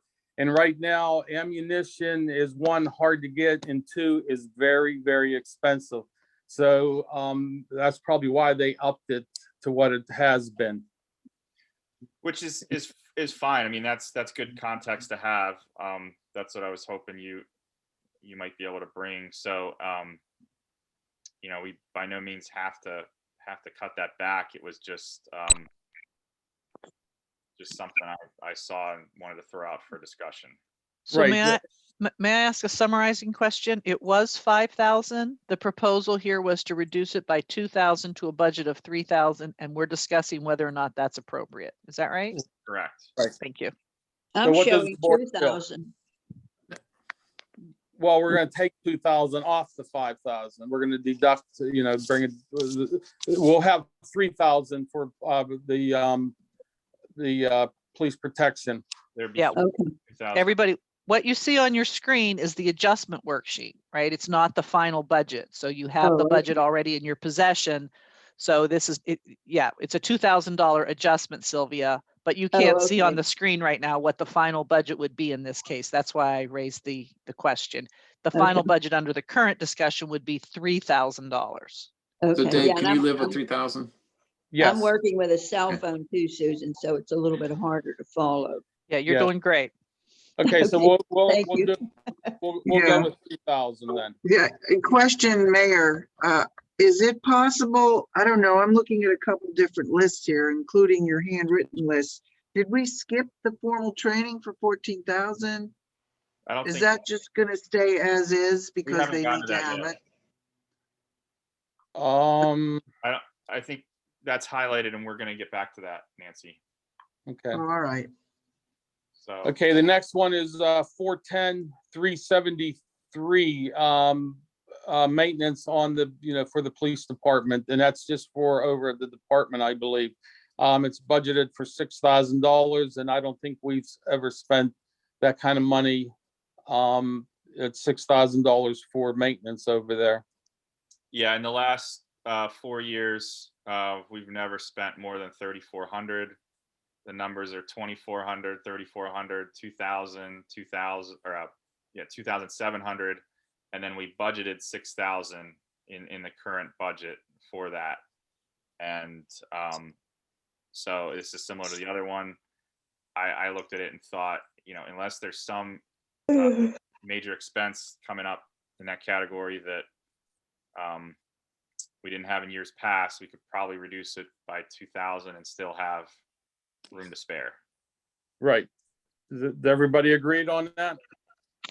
So we're gonna cut it, just keep it as 4,000 and cut 2,000. Yep.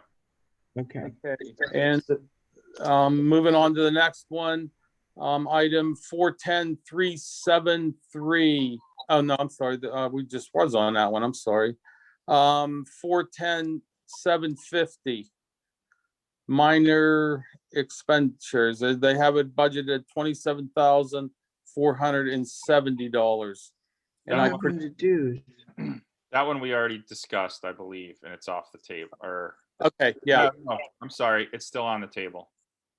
Yep, it's the top. It's the top of the screen here that Susan has highlighted. So that's the shotguns, radar warning sign, and body cameras. okay, well, I have it done as I almost cut it a little less than half at $12,470. That's the amount to cut, Dave, that you had your suggestion. Yeah. Yeah, So we would be left with 8,000. 15,000. It should be 15. No, Yeah. no. Sorry, Susan. The adjustment would be 12,470. Do the math there. Yeah, it would be 15, Sorry. right? So, yeah, to recap, Oh, I'm sorry. Yeah, tell me the adjustment again. I'm sorry, I wasn't listening properly. it'd be 12,470. Is that correct, Dave? Yes. Okay. There we go. Okay, Ju- I'm sorry. I got it now. Just to recap for everyone, the original budget item for minor expenditures in the police department was budgeted 27,470. Dave Recupero is suggesting we cut it by 12,470. So we'd have $15,000 remaining in that line item to spend on some partial partial expenditure of some of those items. I know the body cameras were estimated at $7,000. I don't have estimates on the rest of them, but that's where we currently stand. So does anyone have any comments or objections to that? I mean, I'm really going by what the mayor is saying because I have no context for how that's broken down except what you just shared, Dave. Hmm. So personally, I'm just gonna trust if the mayor says we can cut 12,470. Well, not only that is I talked to the chief and I says, out of the budget, and he puts the budget together, what do we absolutely need at this point for this year in the police department? And he says the only thing that we really, really need is the computer at this time, at that $1,200 I was, talking about. So I just want to clarify, to the public and to the board, I did talk over with the chief, and Okay, so. yeah, so let's go Okay. with it. And So the let's- last yeah. one, security cameras, I believe you've already discussed that. Yes, I believe Okay. so. So that's what was sent to me by you, Dave, and that's all I have on that at this time. But wait, I think we skipped dues and subscriptions. Yeah, I have 2 items that I still went through and earlier and highlighted because they were police. Yep. And that's training. They're pink on the screen right now. Training and dues and subscriptions. Okay, the so Um, which 410, 189. So that is, I don't know what currently we do as far as training. This was $14,000 budgeted for this year. We had budgeted $4,000 for this last year. There hasn't been any expenditure in this department in this category in the last 4 years. So I'm not saying one way or another what to do about it. I'm just giving the context for this particular line item historically in our budget and what it's at currently. Dave, I don't know if you have any idea. No, on what. I honestly don't, other than the only police training that we do have is once a year, they have to go to the academy, and requalify with everything. Mhm. So I don't know. Do you know if there's any cost associated with that requalification? I'm not sure. I honestly ain't sure. There probably is for the use of the range and the gun. They probably get the ammo from them if we don't bring our own, I guess. I'm not sure. Yeah, there is a separate item for ammunition and range supplies that I did not add to this list. Just so you know, but the 14,000. I don't know. I don't know what people think of as far as, can we reduce that? Can we eliminate it? Do we want to keep it in as whole? Dave Matlin, is the 14,000 a full elimination? What's on the table right now? Yeah, what's shown in the document on screen is a full elimination of it. So It sounds like we need more information on that. Yeah, we do. well, Dave, did you say you talked to the chief, or maybe not on that particular item? I'm sorry. I'm sorry. Was that directed to me? I missed that. I problems Yeah. on my end here. Go ahead. Say that again. Did you say that you spoke to the police chief about this training line item, or? We Or is talked that about everything in something- general. I'm gonna text him right now. Let's come back Okay. to that then. Yeah, let's maybe hold off. And what was the other one, was subscriptions and dues or something? So this is another one. Dave, I don't know if you got any, if you know, have any more knowledge about this one, but it's listed as dues, subscriptions, and memberships.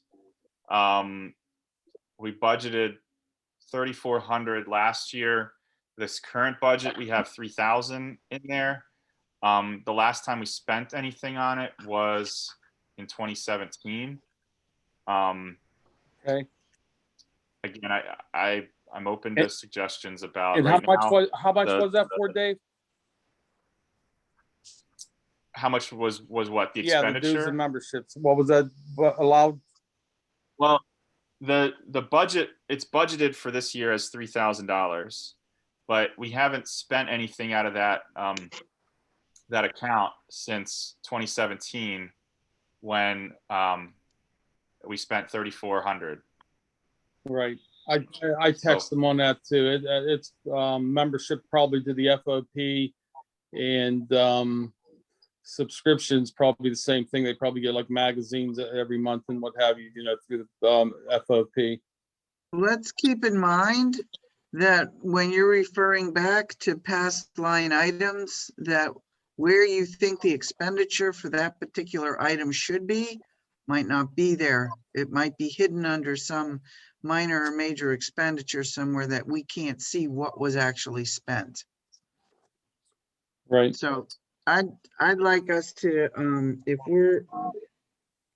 there's some other things I am still seeing, but those two items we can wait for the chief feedback on. Are there other things? Yeah. There's other things maybe that are not something that we can change. Yeah, and just for clarity, I don't know if anyone looked at the budget, the original budget for this year, but we did have a pretty healthy increase in the budget for the police overall. So, I think there's still quite a bit left. And there's a lot of line items that were, rounded up as far as operational expenses. So, you're right, Susan, or sorry, Nancy, that some of these things might be covered elsewhere. Some of these things, some of the smaller items, but again, I don't want to shortchange them. This is my personal opinion. I don't want to shortchange them, but I do want to try to look holistically at all the departments and see where, where we can find some things to reduce. But we can skip those two if that's okay with everyone. Well, didn't the chief just say that was for like magazines and everything else like that? So he did put an input on number 43, line 43. Why don't we eliminate that right now, and then if we need to come back to it, if there's other information. I mean, Does everybody agree on that? No, I would come back to it. Susan, is there any way you can keep it over to the right and because I keep losing the left columns.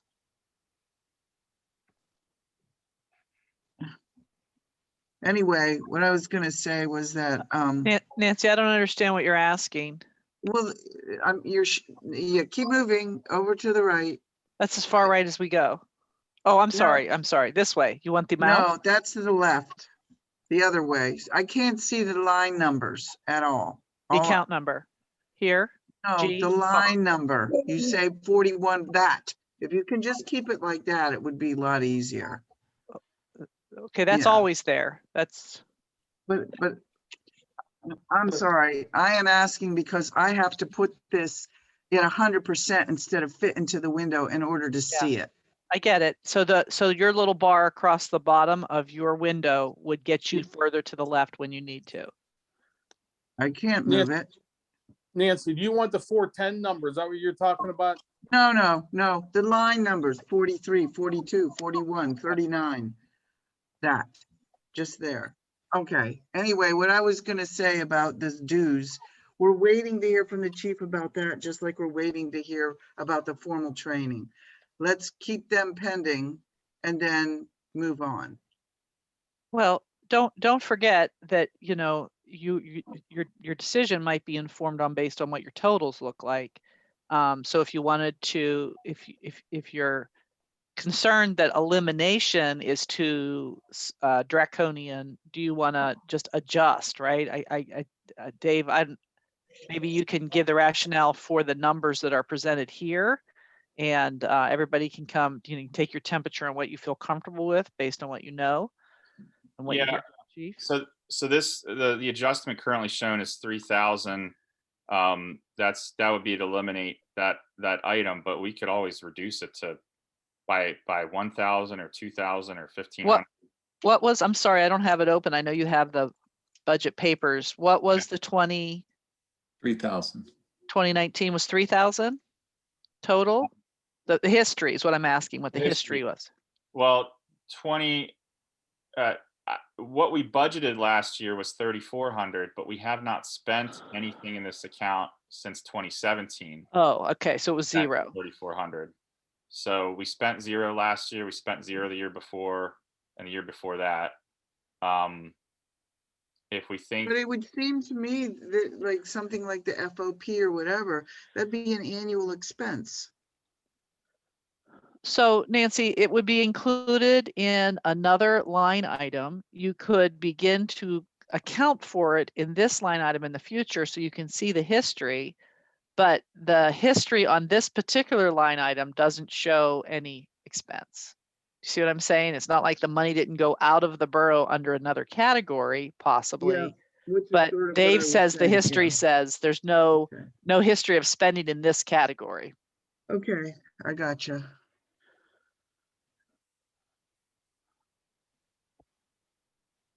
we want to, Where are we at now? Let's keep on moving. Well, are we leaving this proposed cut? I guess is what I would ask as your spreadsheet job. Well, if we haven't used it in several years, you know what, let's leave $1,500 in it. We'll compromise at $1,500. that works. Is that agreeable with everybody? Sounds fine to me. Yes. Yep, let's go.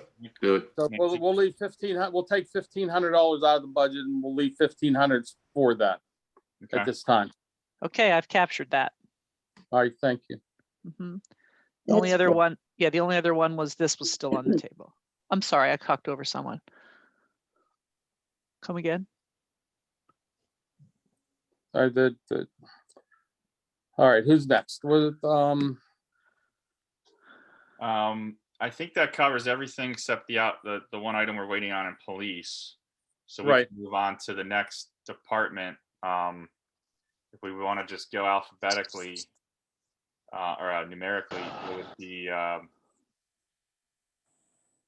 what we have there. I think it would be Public Works. There's a bunch of items there. Some of them were capital that we already covered, but we could move on to Public Works, which is 430. You have, you have 20 and 21 is also. Oh, Yeah. 430. I'm sorry, that's 457. Got it. Well, we could talk about those together because there's what was proposed in the budget was 2 part-time Public Works crew members. One was going to help with general Public Works tasks. The other one was going to be dedicated more to the parks. And each there was 7,500 allocated in direct wages, and they're budgeted. One's budgeted in the 457, the Parks and Rec, and the other one's budgeted in 430, the Public Works. So on the table or on the sheet right here is both of them to be eliminated. We could eliminate one, eliminate both, or eliminate neither of them. How badly are they needed? Personally, I think that the compromise here would be to eliminate one. And I mean, whatever a part-time guy would be doing might include part of Parks and Rec, but I think the idea also in talking to AJ was that they did need some help in the summer, especially again, because watering the baskets comes into play. And we'd rather have some part-time guy doing it with whoever's gonna help them and only be paying one guy on the weekend overtime instead of two. So I would say the compromise there would be to just have one, can take it out of the Parks and Rec budget, leave it in with the Public Works. And then whatever the guy would be doing would be determined by Public Works. That's just one person's opinion. I agree with that. That makes sense. I think Sounds, I'm okay with that. sounds, sounds good. Janet, you're all right with that? yes, I said I'm fine with that too, yes. Okay. So, good. so we eliminate this cut here. Which one? You said leave in the parks one, Nancy? No, take I out the think- Parks one. Take out Yeah, the you parks. keep, if you get the generalist one, they can do all the work, including the park. Right. It would be under the umbrella, but they could still do some Parks and Rec work as needed. Yeah, and so just so you're all Right, this- aware, Yeah, this is a cut we're talking about. We're eliminating a cut. So leave the parks in, which means we take this out right here and make this a zero. Correct. or, Okay. Right. or no, you had them flip flop, Susan, I think. Oh, I'm sorry. Yep. Why wouldn't that be right? I mean, okay, you're right. You're leaving the general in, right? Because they can do either. Correct. Mhm. Good. Okay, Um, that's good. Just so everyone's aware, there was also two, I didn't put these in because they were so small, but there were two line items for the parks part-time employee for FICA and Medicare and unemployment insurance. It totals around $750 that we can, I don't know if we want to add that now or just keep that in the back pocket. It's not going to have a major effect on the final numbers here, but if we do eliminate that one position, it'll actually be a little bit more than 7,500 in the end. Okay. So the next Did item, Parks and Rec, or I'm sorry, Public Works. 28. Yeah, So, I'm sorry, excuse me, Susan, shouldn't these be ends in those columns then, right? Or no? Is that, That's a question for you all. Is that off the table? yeah. And then- If we're all in agreement, Mike, I would agree with that. That we could Yeah. put ends for both of those. Both those. Okay. Yep. Did I capture that? Right? Does anyone? Yeah. But the And not- police, the line that above should- it's still on the table. Is that right? Right, No, no, right. is it? Okay. Okay. All right. Um, Yeah, Mike, if you see any more of those, please feel free to chime in. I'm trying to just capture the best I can. I thought that Doing a great job. police one actually, Mike, or I thought that was off the table for now. 'Cause we I thought so too. I thought we discussed that and that was off. Isn't it? discussed it and that We did cut it. that 27,470 down to 15,000, so it's a reduction of 12,470. Okay. Yeah, that's what I think we talked about, right? All I right, think I'm it's hearing you. I'm seeing Janet nod in the affirmative. So I can't get a beat on Sylvia. Trisha's smiling, so I'm gonna take that as a yes. It's off the table. Dave? You Yep. cut There, out, Dave. Susan, Yeah, repeat yeah. the item. Yep, good. And Susan, repeat the item, please. You cut yeah, out. so the question is, we're just trying to hone in on a consensus of council. These aren't decisions, just seeing how we're doing, taking the temperature of the group. And is there consensus to eliminate the new shotgun radar warning body cams, or it's a reduction? I wouldn't say eliminate, right? It's just a reduction. Is that right, Dave? Either Dave? Yes, Yeah. yes, it's a reduction. Okay, and so Thank there's you. consensus on that, so it's off the table. So I've tagged that with an N. Okay, fine. Okay, The next few public works items are down below, bocce ball and police training. So for We this did, one, yeah, sorry, what? Yeah, Nothing, we bocce's did- done. yeah, Yeah, bocce we Sammy already did. talked about bocce Yeah. ball, but just to show everyone where we're at. So reduced budget for landscaping contractor. So this was originally budgeted at $13,000 for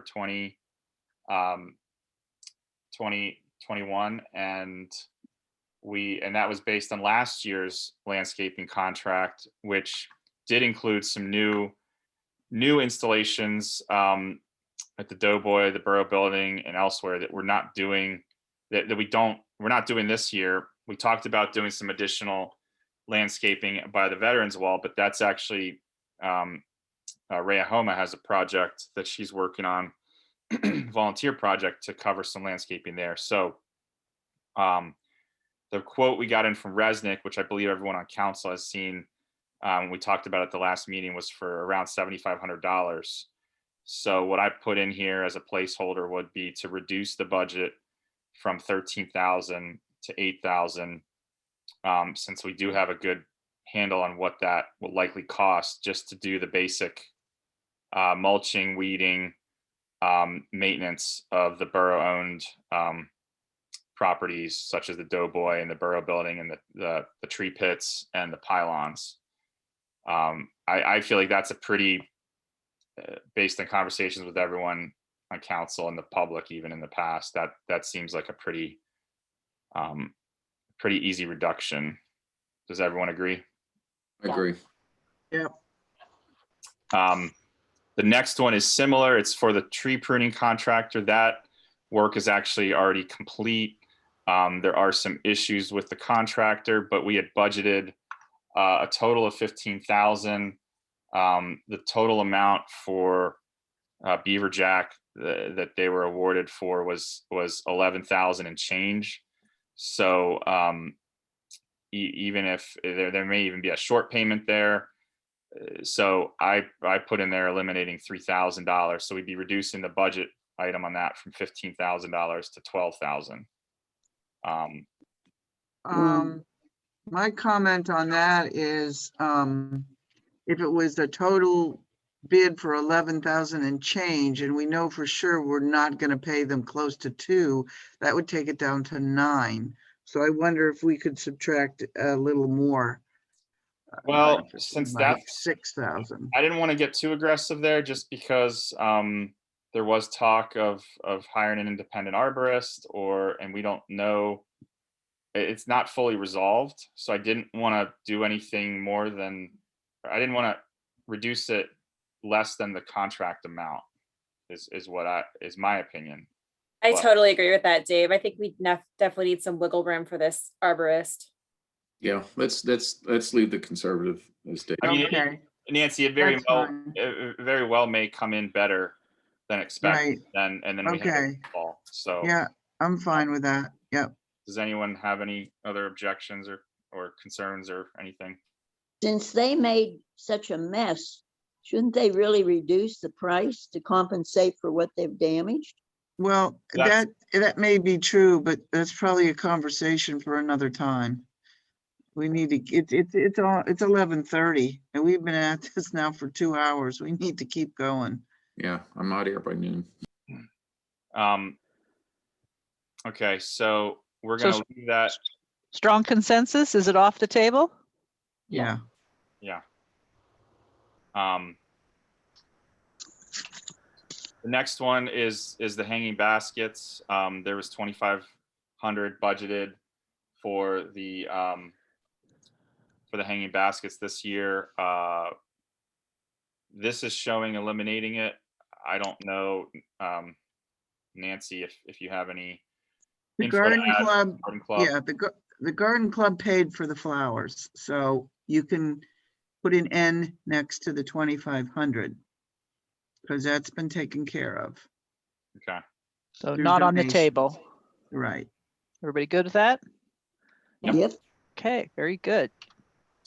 The watering of the hanging baskets, we had budgeted $8,000 for that. I'm not sure. I think one of the possible discussions was having a part-time DPW crew member potentially help with watering. Now, I know that there's been a lot of talk of maybe getting DPW to do it in the morning and then do it later in the evening. If we did that, I don't know that we would need we may not need this. I don't know. I'm open to. Okay, so here's my understanding about what I know so far. And when we get to public comment, maybe Angela or somebody can talk about this, but first of all, we decreased the number of baskets. So the amount of time that it would take, even if DPW was doing the entire thing, would be less. So that would take some of the money out that we wouldn't. We can't eliminate it completely, but we can reduce it because I don't think it's set yet how the baskets are gonna get watered in the evening and on the weekends. And if you recall, when it gets very, very hot in July and August and maybe late June, they must be watered twice a day. Yes. No, there's no wiggle room there. We miss a watering, they die. And there's no point in spending $2,000 on plants and then have them die because they get missed. I'm not sure how people are gonna volunteer and so on and so forth. So it's not an exact science, but I would say we could at least put in that slot 2,000 that we're getting rid of and budget 6,000 for watering, and it may be less, but that's just a guess. Yeah. I really can't say anything for sure, but now that we have gone past the point of no return and that the baskets are being, grown in the nursery, we can't stop it and we have to water them. So we're obligated to do that. We made that decision back a couple months ago to support having less baskets. Well, and I know that the Garden Club is doing, a big fundraiser on the 22nd and 23rd of May. We'll be trying to contribute in whatever way is possible toward all of that. Maybe we could even eliminate it, make it 5,000 and say we're eliminating 3. Right. Well, Anybody isn't that, else? Yeah, yeah, isn't the part-time person that we're hiring also could be doing this, and that we they want. can't do it by them. They can't necessarily do it by themselves. Yeah, we wanted to try to eliminate overtime as much as we can, but yeah, so I'm not opposed to putting some number in there, but yeah, some reduction. Yeah. Yeah, I agree with what Nancy put in. That seems like conservative, which is good because they reduced from 44 right to 24. So in theory, it could be even less, but I like the idea of staying conservative with the 6,000. Okay, so the Yeah. number in the parentheses there would be 2,000. Yes. Mhm. Is there consensus on that? Should I change it? So we would reduce it by, it's currently $8,000 in the budget. We would reduce it by 2,000 and we'd have $6,000 in the budget for Correct. watering. So Yeah. I'm okay with that. I think the 8,000 was originally based on, and this may not have been in the right line item in the original budget, but I think the 8,000 was originally to cover anticipated overtime costs if Right. Reed's crew had to water And them. it was anticipated to be watering 44 baskets, and we're not doing 44 Yeah, baskets. I We're only think that's doing like still a 26. pretty good. Are you, Yeah. are you saying that, is that so that's a wage expense? I think it should be. It's currently under 7 minor expenditures. Well, but it's people that's people's time. That's not the commodity of water. Correct. Right, Right. it's people's Yeah. time. Okay, well, Yes. that'll probably need to be reclassed up into personal expense, but doesn't matter. The number is what you guys need to work out. Right. We'll book it correctly. Yes, It just might not end up in 430.750. okay. The hope is that we can get that number down, and we're working hard with this fundraising, so we may surprise you and not need that much. So I put an end by that, but I don't mean to make any assumptions. It sounded like you had a good conversation. Yeah, it's good. All right. That's good. I think, are there any other 430s on this Yeah, list? down here on this street. maintenance down on line 40, Dave? Yeah. And Okay, so this was a line item. everybody see that? Line 40 Yes. on the Um, spreadsheet, item 430-372. This is categorized as basic street maintenance. I think this is maybe another, I mean, we have another one right above it called repairs and maintenance. But it's currently budgeted at $13,000. It's been all over the place. In 2017, we spent $10,000. The following year, we spent $48. Following year, $190. The following year, which was last year, $1,600. So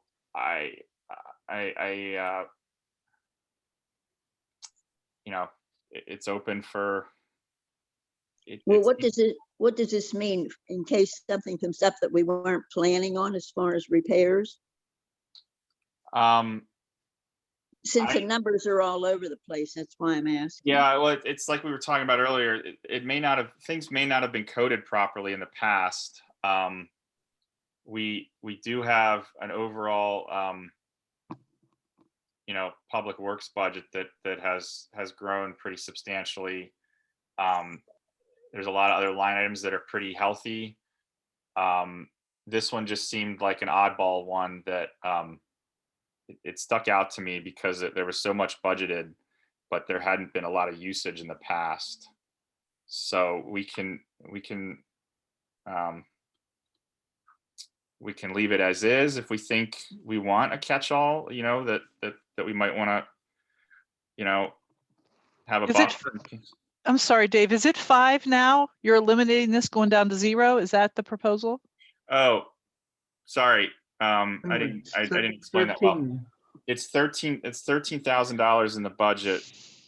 What I just put in there as a placeholder was to reduce it by 5,000 so that we Got have it. So it's $8,000 left. 8,000 left. It's a haircut based on the history. That's what it is. Yeah. But I'm thinking we could haircut that more, because if you go back, like you said, $48 and 18, 190 and 19, 1,200 and last year to date to September, and it was expected to be 1,700 approximately. Could we not haircut that back a little more? Because Susan, just for clarification, where are we on getting the budget to 0? Yeah, so you're in the black right now. So Ooh, that's good. excellent. By 50. But I guess the question is what's the conservative way to do that? Is this based on asphalt expenses? Eliminating it entirely doesn't sound like a good idea. You're making your best estimate at this point based on the history. If the biggest bump you ever had was 4 years ago and it was 10 and it was 2 in the last 3, I think Dave's average of that sounds like a pretty good estimate. That's my budgetary comment. I'm good with that. Okay, well, I didn't realize we were in the black, so hey, that's great. Yay. Yay. I kind of wish I chose different nomenclature because N sounds like no, but it means not on the table, not no to the proposal. But I'll mark that with an N if there's any objection. No good. objection here. Great. I think the next major category would be parks and rec, or parks and playgrounds as it's called. Let's see, how do we want to go through this? Oh, just a point of order, Dave, while you're getting your sea legs on that. I did go through here. For example, some of these are administrative changes and their adjustments necessary to accommodate paychecks here. So I'm assuming that's off the table for you guys. The additional interest for the pension expense, that happened. So you definitely have to put that in. So I marked that with an N2. So I just wanted to let you know, I did mark a couple without discussion because of the nature of the expense. One is the paychecks expense, and the other is the interest expense on the MMO Those are correction. the ones without the parentheses, correct? No, there's actually an adjustment here. You're actually having some savings according to this, right, Dave? Payroll expenses are going down. the pay- And yeah. yeah, the interest one does not have parentheses right here, line 32, Nancy. right, That's an increase. Right. But I'm just Okay. saying that you guys didn't discuss those, but I assumed there was 100% consensus on that because it's not really an option. Yeah, we already paid Right. it, so. Mhm, yeah. Yeah. And you have it for the janitorial services were, I didn't mark that yet. Dave was moving to Parks and Rec. Do you want to do the building before you do that, Dave? Or Sure, yeah, I didn't. right there? A few. So, the janitorial services, we only budgeted, $4,992. The Kirkman, quote that we accepted and we're using them monthly, I believe is $7,440. So that's actually, I mean, that's what we're expecting to pay. It's going to be, about 2,000 or so. We missed a couple months early on because we didn't have them in place. So, $2,000 additional is going to be needed to cover that budget line item. So Got it. So that's like the interest expense. You that's happening. yeah, that's happening. I think that's Yeah. off the table because it's Yep. council approved it. Yeah. Okay. So do you want to go to Parks? Tell me where good. Oh, I was gonna hit that low hanging fruit there. Yeah, there is The one. next one, 24. Yeah, just do that. So this was the borough paying for council members to go to Seven Springs for the ALOM conference. I don't see why we should pay that. Right. So, and the council members are allotted, supposed to have so much, as a pay monthly. And we always, from what I gather in past years, they would put it towards, along Seven Springs conference and meetings like that, from what my understanding. So, I mean, that's, council decision. Is that expense for the compensation for council members recorded separately? It is, right? I believe, but we've never taken any compensation. We've I always see. put it towards the conference. Yeah, I believe that is correct, Janet. Thanks for filling that in. and what is the compensation supposed to be? I know at one time it was $40 monthly, but I don't know what it is in today's world. Here, Well, let's it's take a look. whatever. It's Whatever's in the whatever. budget, right? It's not. And It's if not. we That's right. took $40 a month, it would be $480. Yeah. Times, Per person. It's $30 per month as per Eco 360. But you don't even book it from a budgetary point of view, since that's the Right. tradition, it's not booked as an expense. So this Oh, is okay. that expense. right, but this is way more than what that expense would be. So This I'm all this for eliminating this. $11,000 that's budgeted for us to go to Seven Springs includes not only council, but the mayor and, well, I don't know, maybe that's just it, council plus the mayor Also the manager was included in and the that. manager, right? But the manager hasn't gone in the last several years. So, And it wouldn't preclude council from attending. They just would be paying their own way. Correct. so Yes. true. And we're in the black and I don't know, Janet, are you saying, No, I was just bringing that up just to know. I mean, okay, eliminate it. Yeah, so am I right that the 480 annual times 7, the 3360, that would be the equivalent of the borough council members' compensation? Is that right? what Trish said is 30 per month according to our ordinances right Oh, now. I thought I heard 480 a year. Is there? Yeah, 360. 30 times 12 is 360 times Okay. 7 is 2520 for Yep. all of us. So if you wanted to appropriate an amount here equal to that, that's the number. And then Mhm. based on what Janet said, but that 2520 is not budgeted currently as an expense. Okay, so the interesting part about this, if I can get this to open, I'll donate mine. Don't pay me. well, And Then the reduction would be 84. If you all donated, it would be 8480 as opposed to 11,000. And then it would just be a subsidy to you'd get paid, but you'd pay for your ALOM registration with that, partial. yeah, the ALOM registration for the full conference is $350 per person. So what that would do is would give us the registration amount, but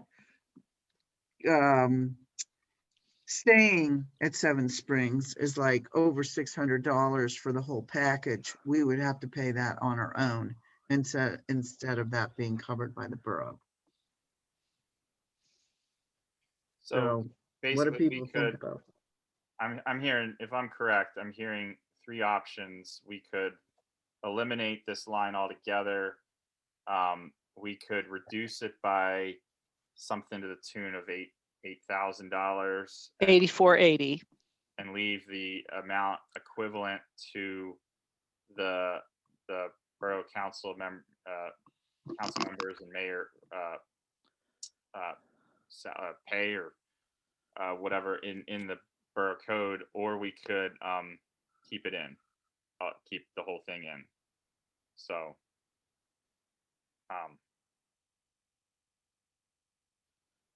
I personally would be in favor of eliminating it altogether. I support that. I do too. I agree. Agreed. Yep, that's fine. Okay, so that adjustment will remain as is, and we can pull it off the table. I agree. And Okay. Dave, if I may say real quickly, yes, it is an expense to the borough. It's an expense that each and every council person and mayor and borough manager is entitled to go to. And we have not taken advantage of that because there are many other conferences for council. They're in Harrisburg, and no one since I've been on in 30 years have gone. We've always just gone to one. Same way with the mayor association. Every year they have a conference. I've only gone to one, which was here in Pittsburgh, and I paid a portion of that at that time. But I just want to let the public know this isn't something that we take advantage of. It is a learning experience when we go to Seven Springs, but it's not something that at any time this board in the past and future has ever taken advantage of. I just wanted to make that comment. Thank you, Dave. Yeah. That's true. And keeping in mind that last year, we did not spend that money because they didn't have it. Right. Now, each one of us that are banner community, I'm going to add an add-on here. Out of our community, our banner community, one person can go for free. But I don't know if the whole council goes, that I'm not sure of. I don't know how that would work, because we've always all gone. And one person was, they took one person's bill off. But Sylvia, I- that's the registration fee though, right? Not the hard cost to the Right. hotel. Right. No, I Register. think it was everything. I'm not sure. Well, I'll let's check it. research that, but in terms of today's discussion, we're still gonna get rid of the 11,000 that's in Okay. that line item, and we I'll can check move it on. Monday morning. Yes, I'll okay. check it. I'll let you know. So Dave, I think Okay. you're looking at parks now, the 454 items here. Is that right? Yep, I believe so. Where are we at on the list? Yeah, I'm finding it. Sorry.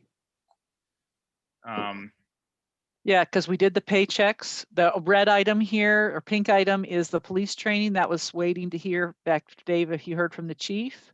No, I haven't heard from him yet. Yeah, and then scrolling through, you're at 457 and 454 here on lines 34 and 35. Those are both parks, right? Or parks and civic events or something. Here's 454, lines 35, 36. yep. Okay, wherever you want to go. So the first one, the vacant lot acquisition for First Street. There was $3,000 budgeted for that in the Parks and Rec major expenditures.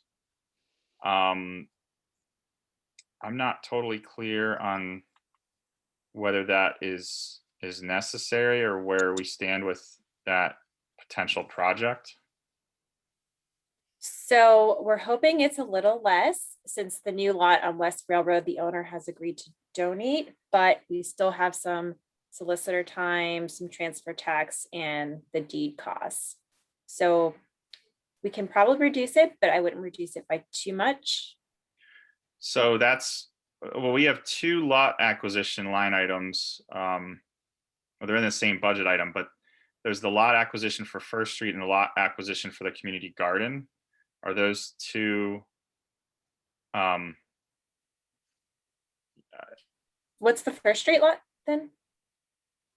I don't know. I'm looking for, I mean, this was in, That could have been. Yeah, this was in the breakdown that Jerry gave us for the Parks and Rec budget for the major expenditures. And this was one of the items. oh, that's for the lot that the borough is using to deposit yard waste and street cleanings at the end of First, not associated with the garden.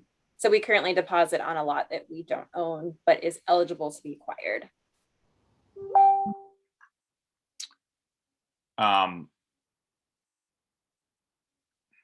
Yeah, I don't know. Does anyone have any?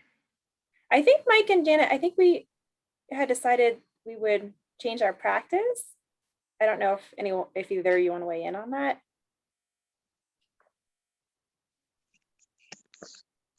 We discussed it, you know, just we looked at alternatives to decide where we want to go with that.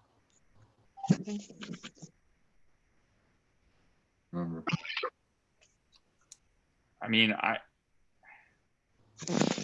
Okay, so what you're saying, Dave, is that there's the line item that Susan has highlighted in blue right now for First Street, and then there's the community garden. Trish was saying we still will need money for all of those things she said. But the First Street thing, I don't think there's been any movement on that, and I don't see why we can't eliminate that $3,000 and push that off to next year, but leave it. In other words, make the next line right under that. Eliminate vacant lot, leave that 3,000, but put the one for First Street as a 0. yeah, well, so we can talk about both of these together. I think that's a good idea. The community garden is a project already rolling and in progress, and I think that's maybe one that we should leave as is. So I would propose, if everyone's in agreement, that we would leave that as that would change to a 0 on the adjustment for the community garden, and the First Street acquisition would be eliminated. Again, I don't think there's been any progress to date on moving forward with that. I didn't even, I don't know that council has had a discussion about acquiring a lot to use for yard waste. So I think that's maybe a discussion for a later time, but I don't think that it's completely necessary to include in, to continue to include it in the budget. As long as we stop using it, which I'm not sure that we have, but it's not legal to keep dumping there and not be acquiring it. So as long as we've changed our practice, then I totally agree with removing it. Yeah, I did talk to HA. They're not using that. They're taking the street sweepings down to the dumpster, and they should not be using it for the leaves. So we'll eliminate that. I think we could do what we said is what Dave said, and deduction there. Okay. Great. Nancy, Janet, Sylvia, any? Yeah, no, that's Yeah, what, we- yeah. I The agree. one is 0, the other stays. Yeah, Yeah, Yep. that's fine. okay. Did I get that right, everybody? So 3,000 Yep. for the one is a cut that's going to happen. Yep. And there's not going to be a cut for the community garden one. Correct. Correct. Off the table? Right. Yes. Off the table. The next item is the joint cost for the LVAF wrestling event. There was $1,650 in there in the budget for this. I don't believe we had it last year, but I think I don't know what the status is this year as far as the planning, but It is anyone from Parks and Rec or? It is Sorry. scheduled for August 21st is a tentative date for that. Okay. Yeah, it's in the works, and as long as we sell 165 tickets, we make all the money back, and anything extra goes directly to park improvements. So I would like to keep that. Yeah, but Dave, in my budget, it says 2350 for that line item. You have 1650 Which for 454247. yeah, there's multiple items in that 454247 account. Yeah, 1650 is correct for wrestling. Yeah. There's some other smaller expenses. Like one of them is the porta johns, which we're already paying for. I didn't feel like that was something we want to just take away unless someone wants to. And then there was $200 for contribution to the 150th light up night. I didn't put a $200 line item on there. I felt like it wasn't worth discussion. So so yeah, that's not the entire account, the 247 account. That's just the wrestling event portion of it, Nancy. Got it. I see. Thank you. Yep. So So- whatever you guys want to do is fine with me with that item. I think it sounds like we wanted to just keep that in the budget. So we would make this adjustment 0. Is everyone okay with that? Yeah. Yes. Yes. Okay.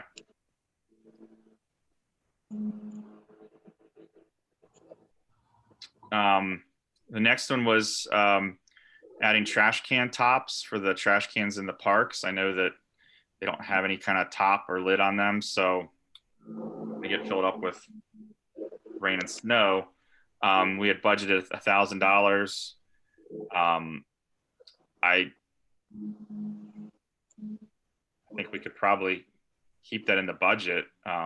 It's not significant. It's up to open for discussion. I agree with you, Dave.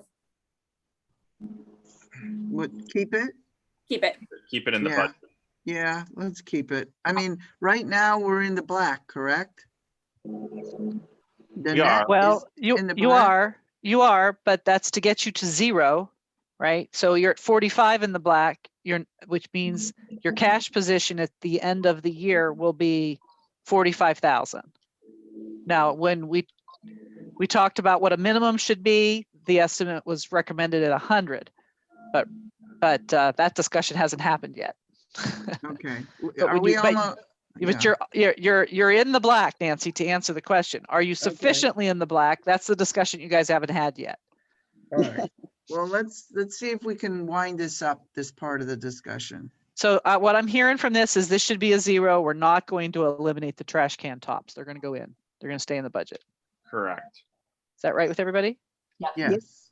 Okay.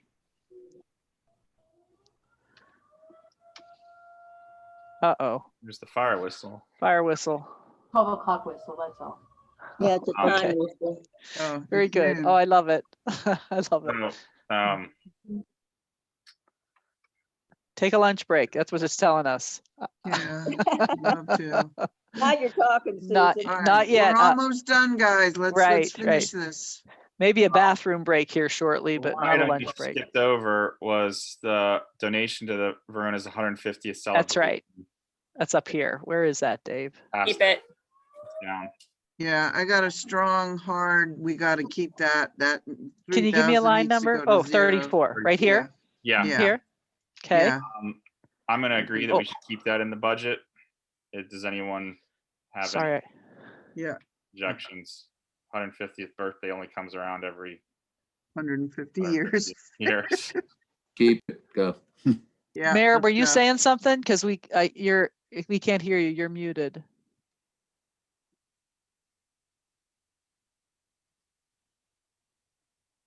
I'm sorry. No, I wasn't saying anything. Okay. All right, so that's off the table then, the donation for 150, and it's in the budget, but off the table for cuts. Correct. Correct. Okay.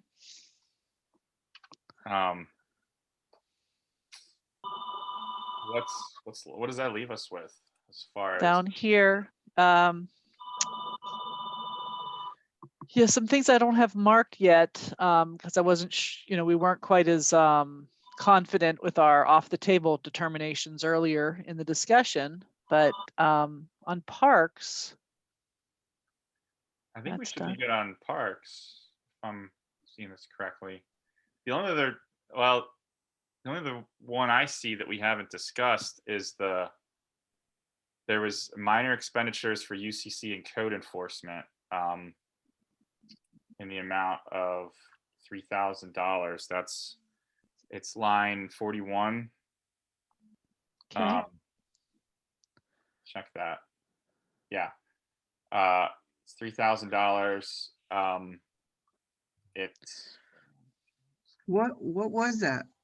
Do we know? so we've spent out of this account each year, but going back to 2017, we've spent $190, then $790, $495, and $217 last year. And this work was done by an employee previously?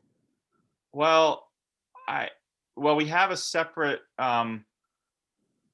there's a separate line for, historically, I mean, there was a separate account for building inspection services, and there's also a separate account for the wages, Right. for, code Yeah, enforcement. but Mark was your employee, so this might have been his expense as being your employee. Now Yeah. that you have a contracted service, that's a business expense that you don't have anymore. That's what I was thinking when I put that down there, Yeah. because I of the think, yeah, switch. I'd like So, to keep that, yeah. I mean, Keep the I'd like cut. to keep the Yeah. cut, yeah, Yeah, keep the cut. keep the cut. Yep, yep. Okay. Does anyone, On the table, off the table? Trish, Janet, Sylvia, any Off the table. Yeah, Off the table. Cut off the Oh, table. there's some things, if you scroll back down there, Susan. Yeah, we'll some get- things we Um, didn't tag. That's right. No, you're right, but they've already been discussed. The full-time Yes. police officer is Mhm. off the table. Yeah, just Police checking here. appreciation, we changed. Yeah, we're about done. All of these? Yeah, I I think would say all so. those are off. the Yes. table. We did that when we were talking about police. Yeah, Yeah. we just didn't make definitive on or off the table conclusions at that point because we were earlier, but now we're a little further on. So is that right? Did I capture the consensus of the Yeah, group? except that you Yes. don't have the 300 in parentheses. That's because it was, It was in the budget for 1,000. We decided to cut it by 300 and leave it, or to cut it by 700. is that, okay? And- I thought it was in it. Right. I thought it wasn't in at all. So No, it should be, No, it had been in the budget okay. for So $1,000. this should be a reduction of 700. Is that right? Correct. Okay, sorry about that. Yes. Okay. Where are we? And then up here, this is still in red. We were going to wait to hear from the chief on 26. Do you want to make a decision on that based on what you know now? Budgeting is always your best estimate at a moment in time. You want to review that one again, the implication that says eliminate, right? Is that right, Dave? Is that 100% elimination? What is that number again? Currently, that's 100% elimination because it's budgeted at $14,000. And what's the history on that over the years in the past?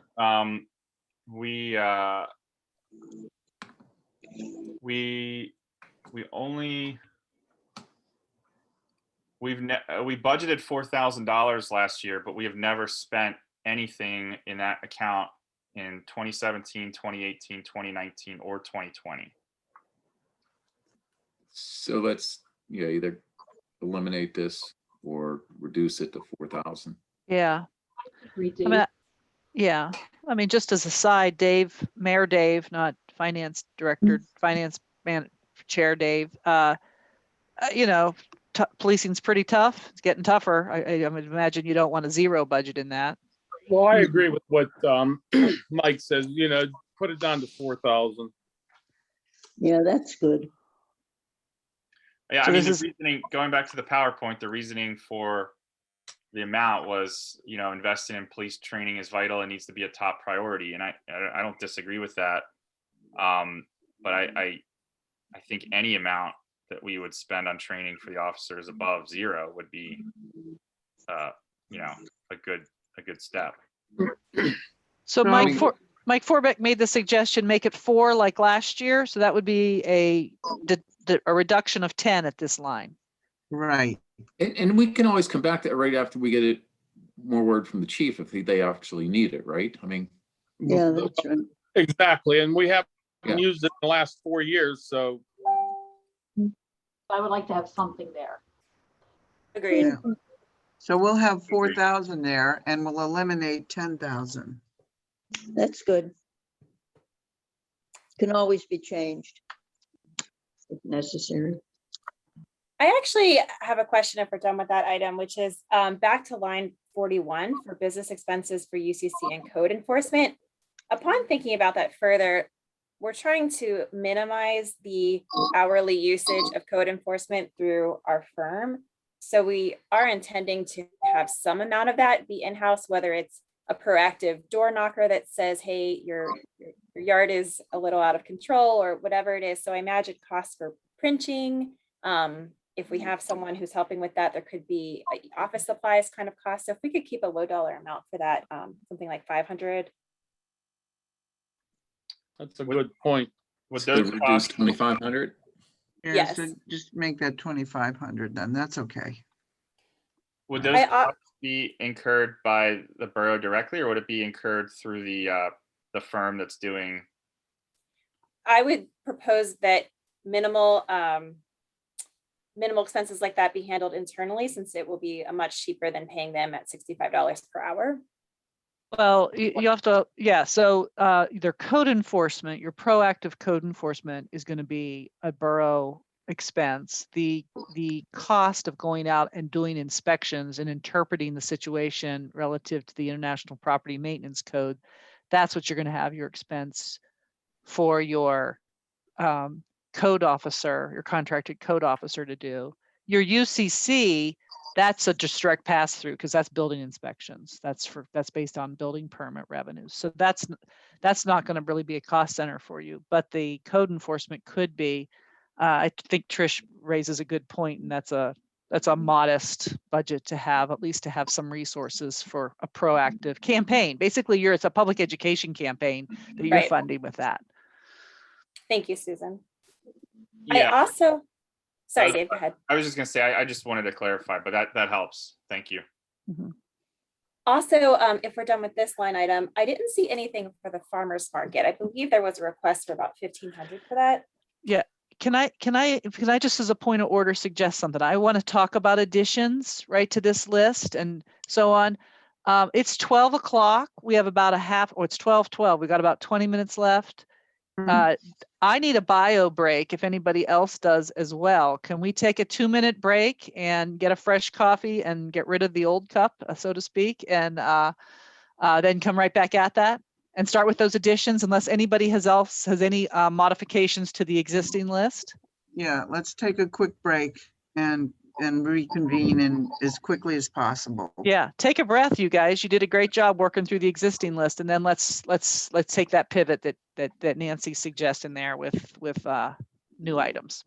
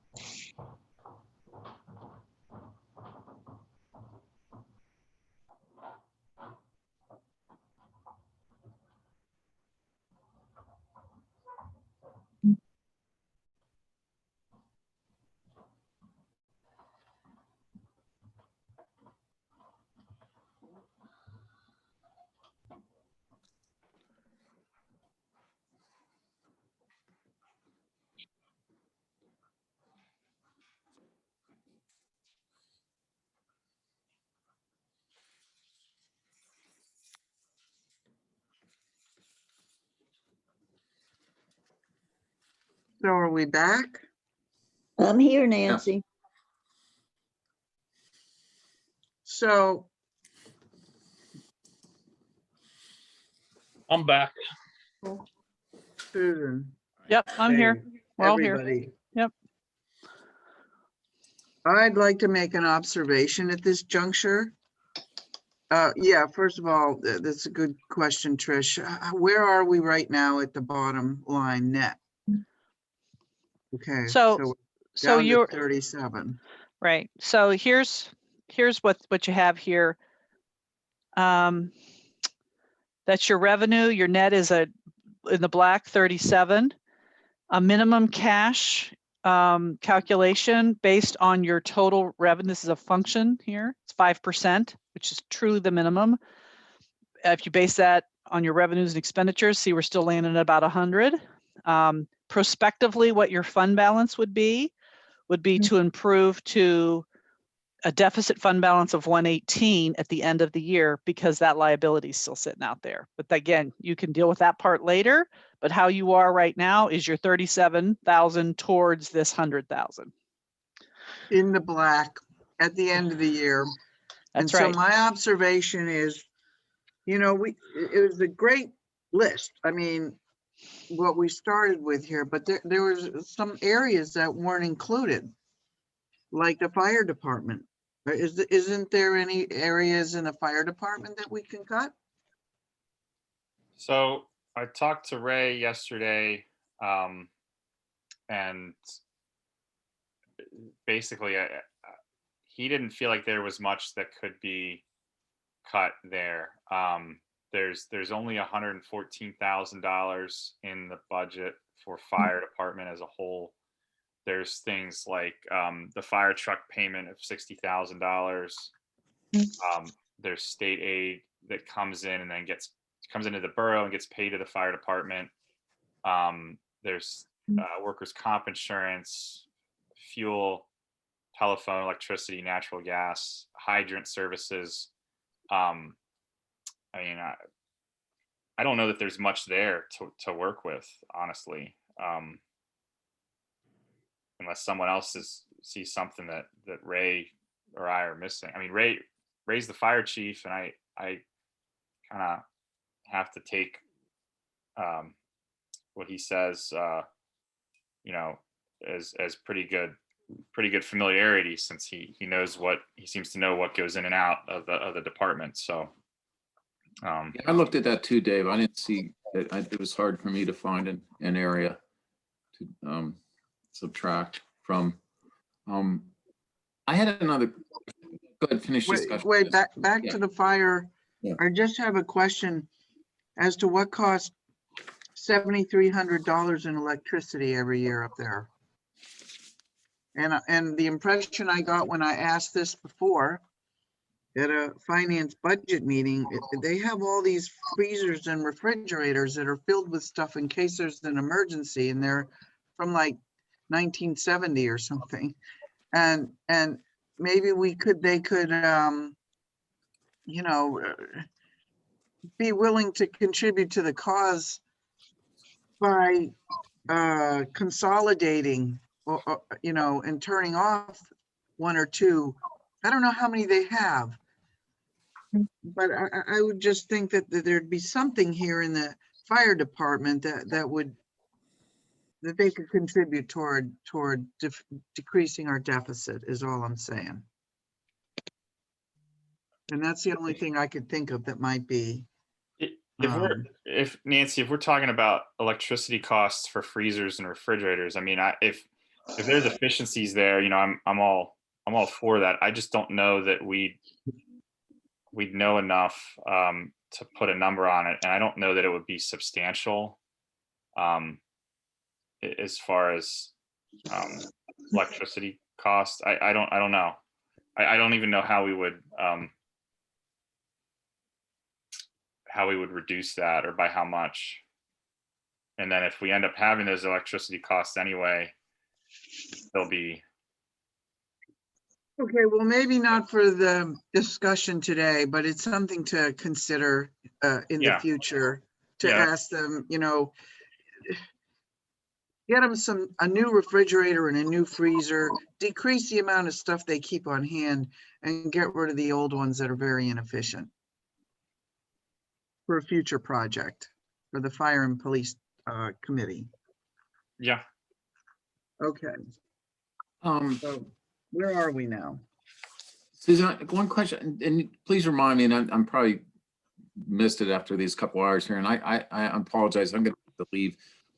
But do we talk about the adjustment for all the salaries with everybody, with the full-time manager and so forth? Was that all? No, you have not talked about any changes, and you've talked, all the changes you've heard today are the changes you've talked about. I mean, that, you know, the full-time manager, we have allotted for 70,000, and obviously we're going to be, if we even go with that route, it's going to be half of that at this point, right? Could we cut that down to 35 or whatever, or for this year, right? Well, we've paid for a borough manager up until January 31st. Some of the money that we're going to be spending is going to go toward what Harry's doing. So it's not just that one person, you know what I mean? It's actually 70,000. That's going to be for a conglomeration of different people. Yeah, that's the Jerry expense. That's my time, and that's Harry's time. Okay. Right. Okay. As consuming a portion of that. So I think leaving your existing budget is probably conservative. Okay. That was just a question. Thanks. I mean, I think that there is a broader question about staffing that would pivot back to the administrative consultancy report, which when you decide what your staffing scheme is, you know, obviously then translates into a budget. But in no means at this point are you, you know, close to where you need to be for your minimum cash calc. So and since you don't know, and you didn't have a huge administrative budget to begin with, right? Sort of leaving that intact and looking at your other options to improve your financial position before tackling that seems like a good strategy to me, was what I would recommend. But yes, you definitely need to say, and that's what I would suggest is sort of the next question, because this has all been in service of getting you to a place where you can hire a manager, all of it. So you're in the black at 37,976, but your financial position is still really weak, right? Now, I know we need to go to next steps. But I also, at some point, want to, for the sake of this discussion, allow the public to weigh in if there's anything that they want to weigh in on.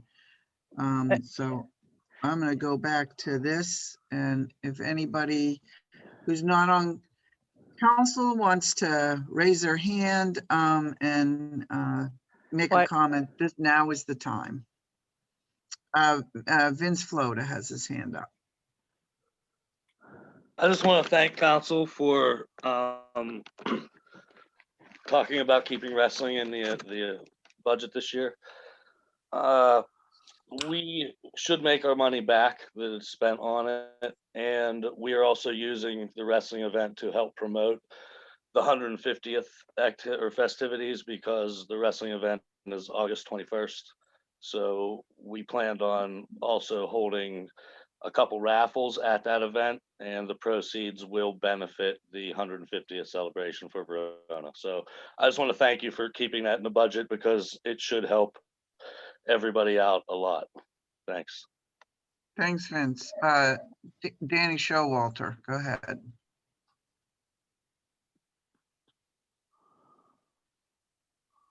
Hi, folks. Can you hear me? Yep. Okay, Dan Showalter, 440 North Avenue. I gotta say, honestly, council, you did a fabulous job.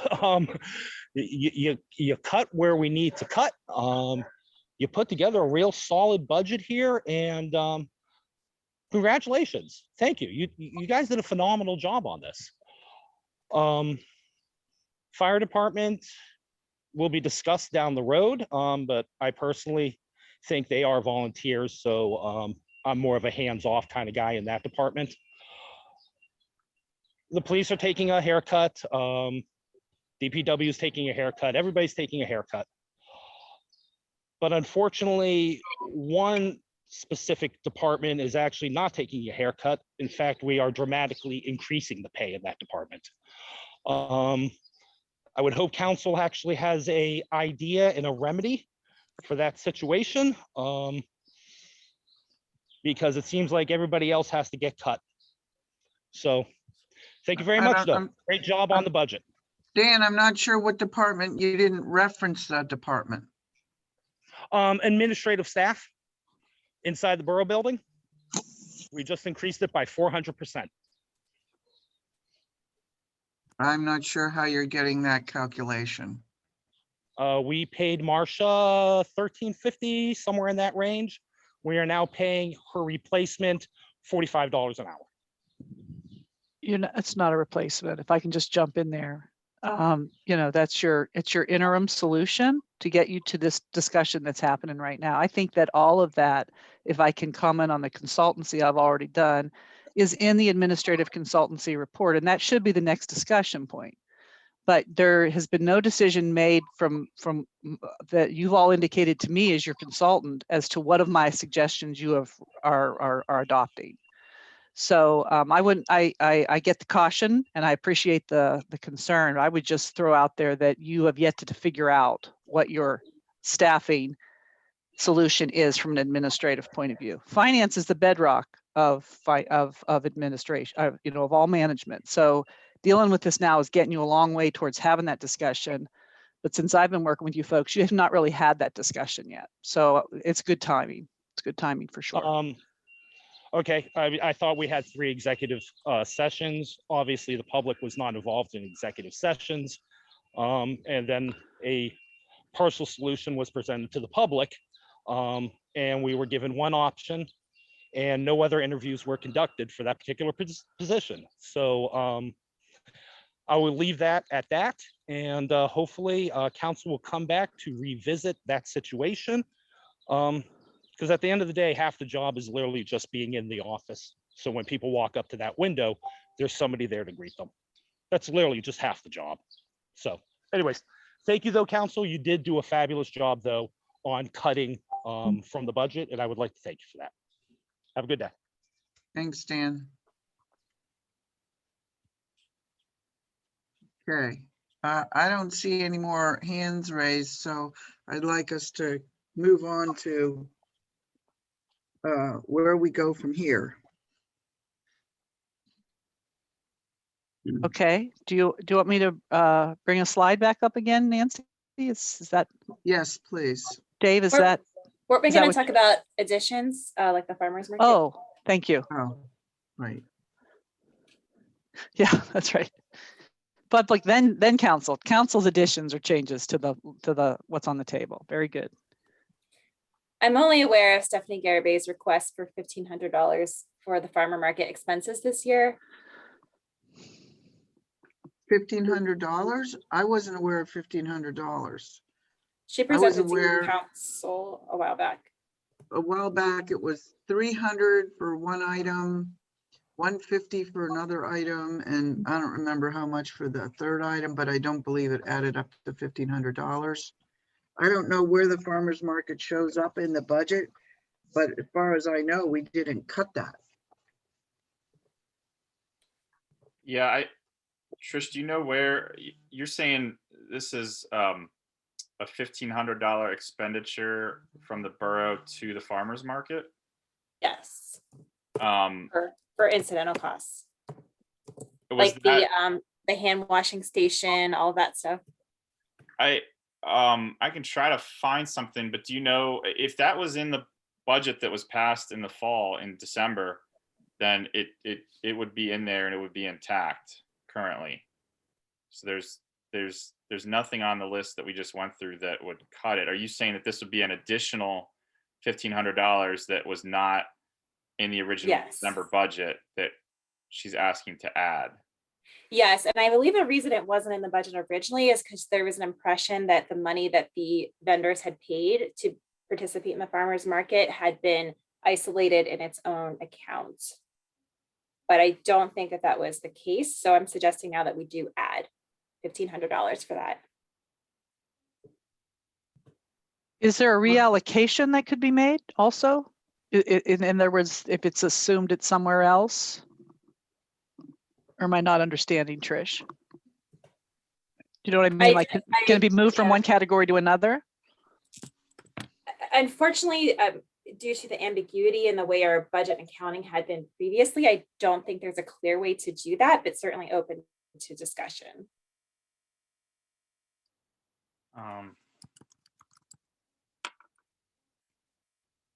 And what was, I'm sorry to ask painfully obvious questions to you guys. I'm still learning. What was the revenue source that you thought was earmarked? Tell me again. So every summer, every vendor who wishes to participate in the Verona Farmers Market for the summer pays a fee. I believe it's something like $50. Okay. We do have a revenue source. Sorry, Yes. go ahead, Trish. No, you're great, Dave. You're saying important clarification. So the borough took in the money from the vendors, the checks are paid to the borough, and it's unclear where those funds were kept, but theoretically they're somewhere. Okay, so it's one of these licenses, or is that right? I just saw it, Susan. Let me find it. It's actually listed as farmers market in the revenue accounts. 380,150.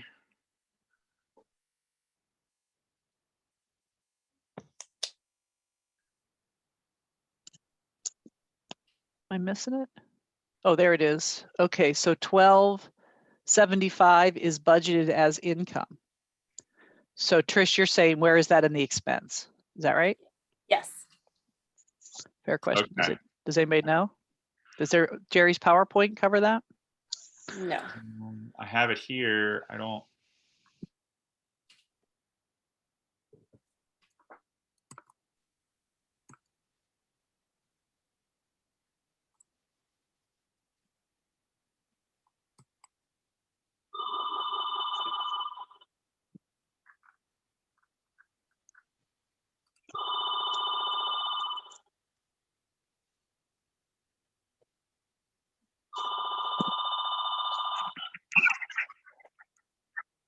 Here's 1250. Is that parks and playground other? Is that it? Or is that something else that you guys are aware of? There's nothing else. No history there. Hang on, we might. What's the item? 454. Oh. 000.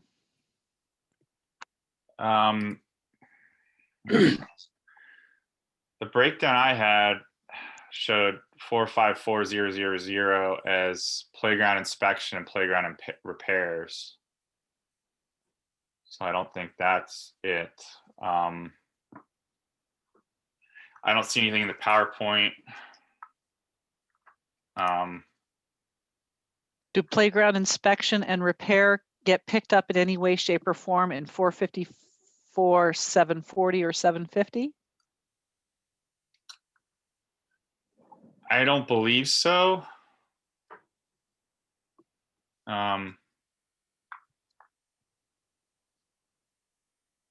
So what I was able to find in my notes from February 23rd in terms of Stephanie's requests, she wanted a pop-up canopy that she estimated the cost would be $150 to $250, advertising approximately $300, and hand washing stations.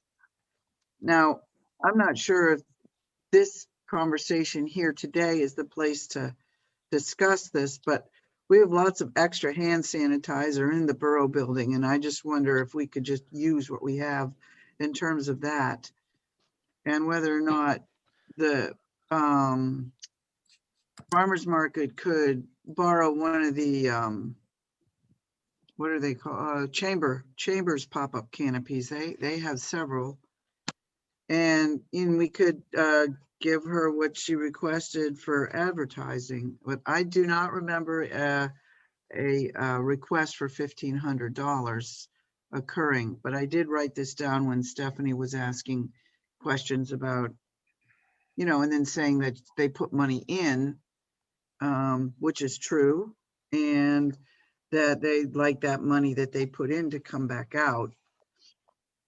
So those are some of my thoughts about that, but I don't. May I ask about one more Yeah. line item? This holiday programs, it goes from 250 as your 2020 budget to 250. Is that the 150? Like what? That's the is there- 150. Okay, entirely. The 3,000 is for 150. Got it. Okay.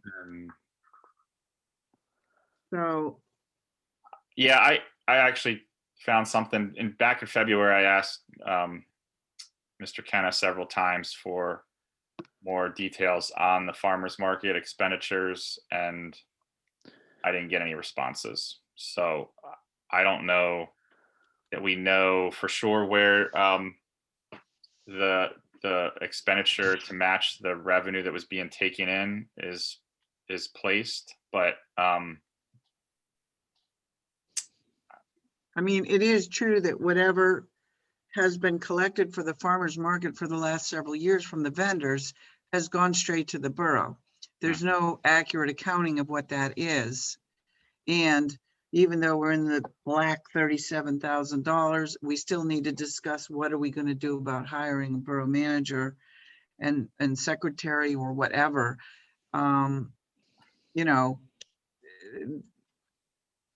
What is this, April 17th? We can talk about this. I don't think $300 or $400 is going to make or break our budget at this point.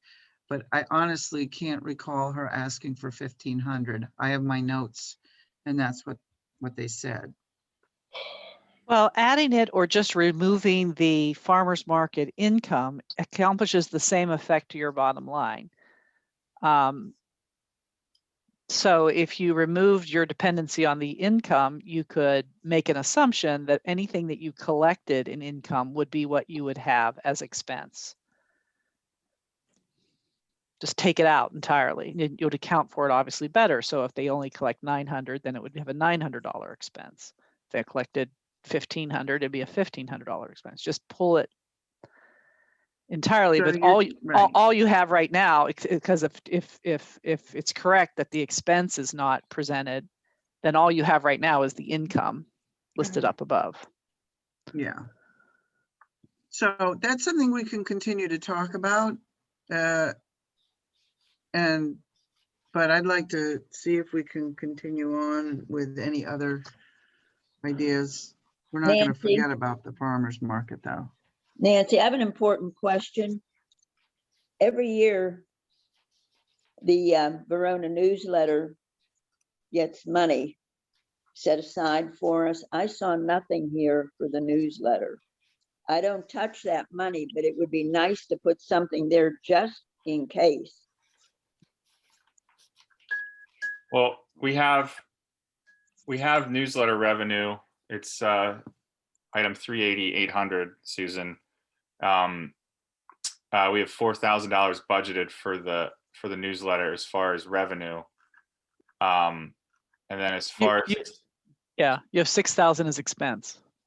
yeah.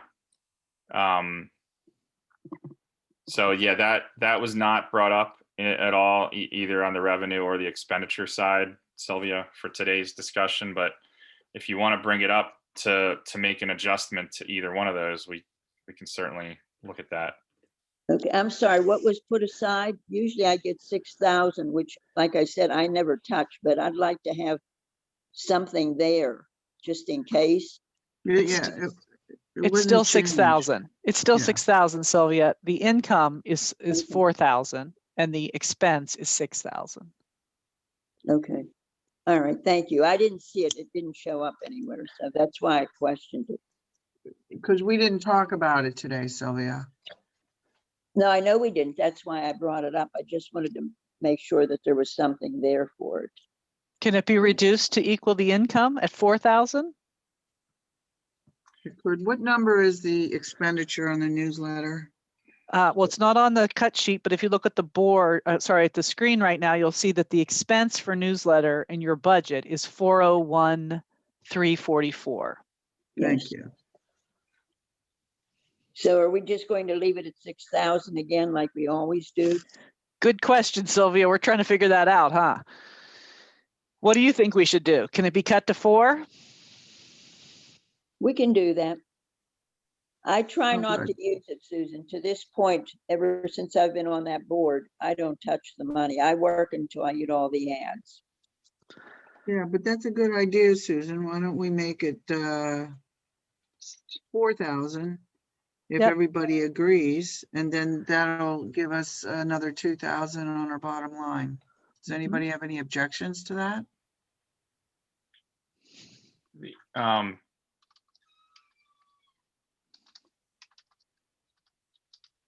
Yeah, I don't have any objection to that because the revenue, it looks like, has almost always exceeded the expenditures each year. Now, what's going to happen though? Do we lose it every year if we don't use it? Yes, doesn't- you have yeah. you have to rebudget every year, Okay, but that's just ask again next year. You know, it's not like a little, it's not like its own fund, right? It doesn't have a fund balance. It's part of the general fund. Okay, so that that- was, so that money, if I don't use it, it just, we renegotiate, right? you rebudget it for 2022. Okay, all right. Okay, thank you. All right, so moving on. Does anybody have any other questions, comments, additions, subtractions? Yes, real quick, and I may have missed this when my iPad went out. Contributions to special events like Memorial Day Parade, Christmas Parade. It's mainly Memorial Day Parade. I believe the chamber takes care of the Christmas Parade. Yeah, I don't recall us discussing cutting that.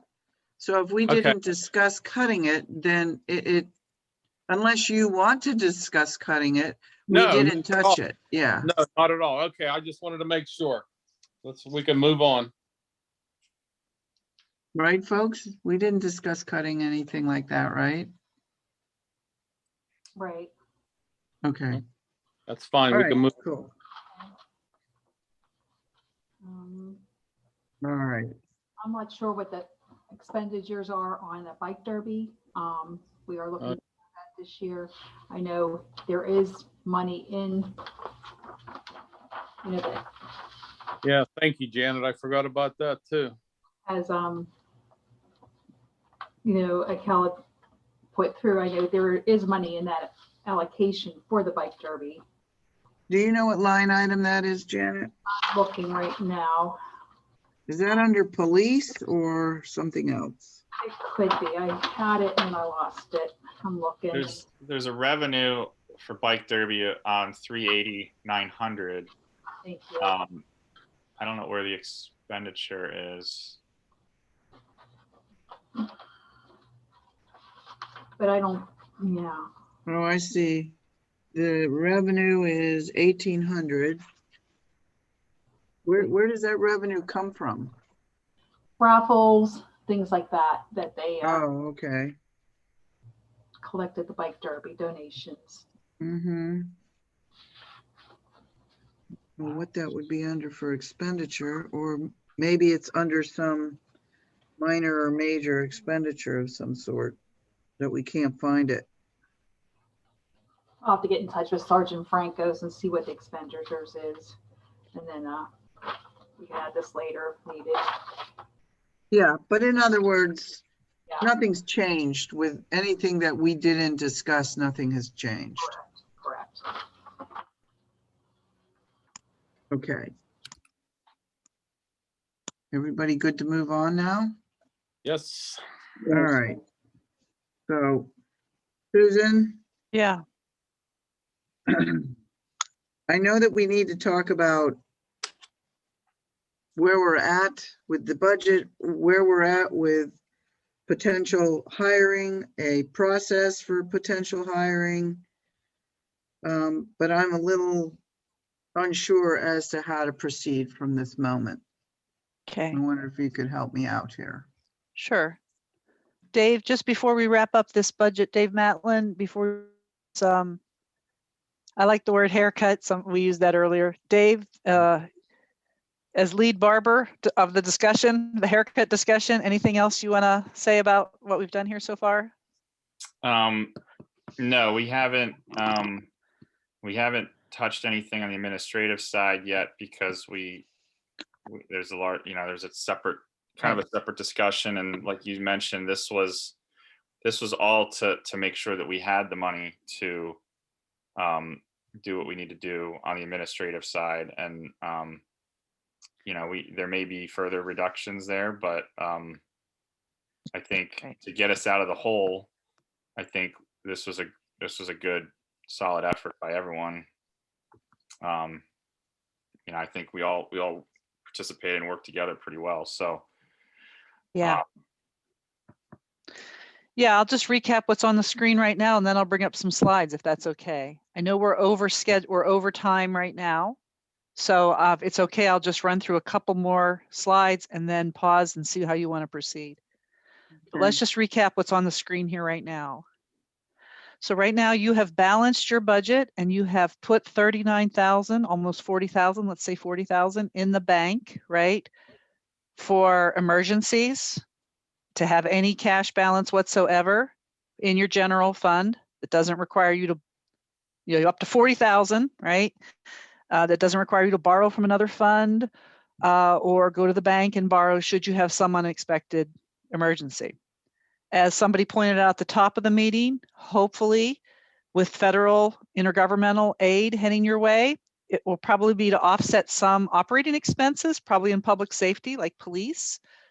But every dollar that replaces from your current revenue for operating can go right towards that 30,000. And if you get 60,000, you'll have 100,000 by the end of the year.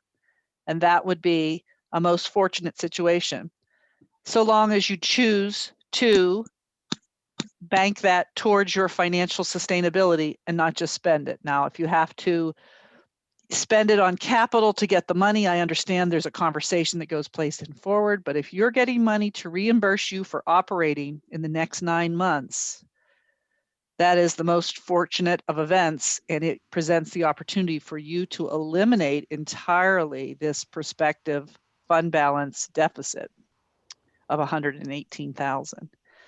And I know this gets a little confusing because there's fund balance, which is your total position of assets less your liabilities equals your fund balance. And then there's cash. Cash is just one asset. Okay. So this number here is your cash number, 39,976, 40,000, right?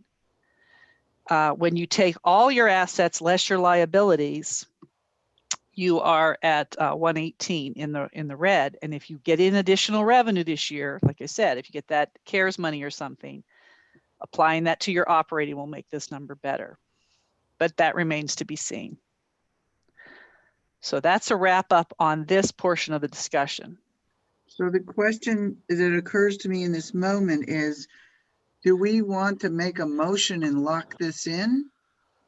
Or do we want to have an opportunity for this to be saved on the computer, sent out to us? Everybody has a chance to think about it, and we would vote to lock it in at our next meeting. I think the second one. Okay. I think an opinion from everybody should be said, heard. Yes, I agree. Second. Mayor Dave, you want to call the roll, so to speak, on that and ask to hear from everybody? Yes, that's what I was just going to do. Dr. Carpenter, your opinion on either the first or the second opinion? Yeah, the second, I'm fine with waiting until the meeting. That way, Mike and Ray can be part of the process. Okay, so the opinion, the second opinion would be basically to send this revised budget out to everybody to let it sink into them before we make a final motion on it at our next workshop meeting. Would that be fair to Yeah, say? the 2 27th, weeks? yeah. Mhm. Okay, Mr. Matlin, your opinion? I mean, I'd hope that we could, kind of finalize this today, at least as far as what cuts we need to be made. But if we need to wait until the workshop meeting, I don't have any objections to that. I just think it'll, if we're leaving it open-ended, we may not be able to make some other decisions as a result. Okay, so your answer would be the second one, wait till the workshop to make the motion? Yeah, I just want to make sure everyone is aware of the, the implications there. Right. Mrs. Provenzo? I agree with waiting until the meeting. I'd like everyone to be aware of what's going on. Okay, Mrs. Loalba? Yes, we'll do it at the The workshop. second one? Okay, Mr. Suchovich is not here. Is Mr. Forback here yet? Or Yeah, did I he- think he left. Okay, and Mrs. Redzek Showalter. Yes, I'd like to wait to workshop to include everyone. Okay, so unanimously, 1, 2, 3.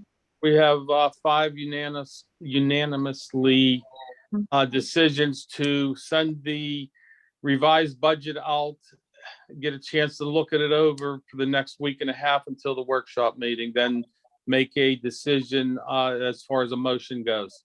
Am I correct? Yes, Thank you, Mayor. Okay, so be it then. thank you.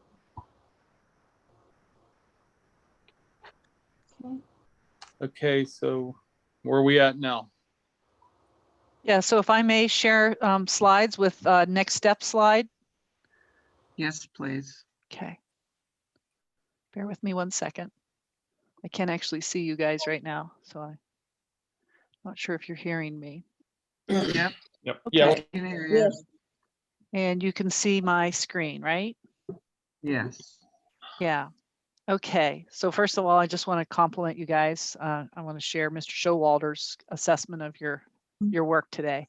You did yeoman's work, and it's a real move forward for Verona.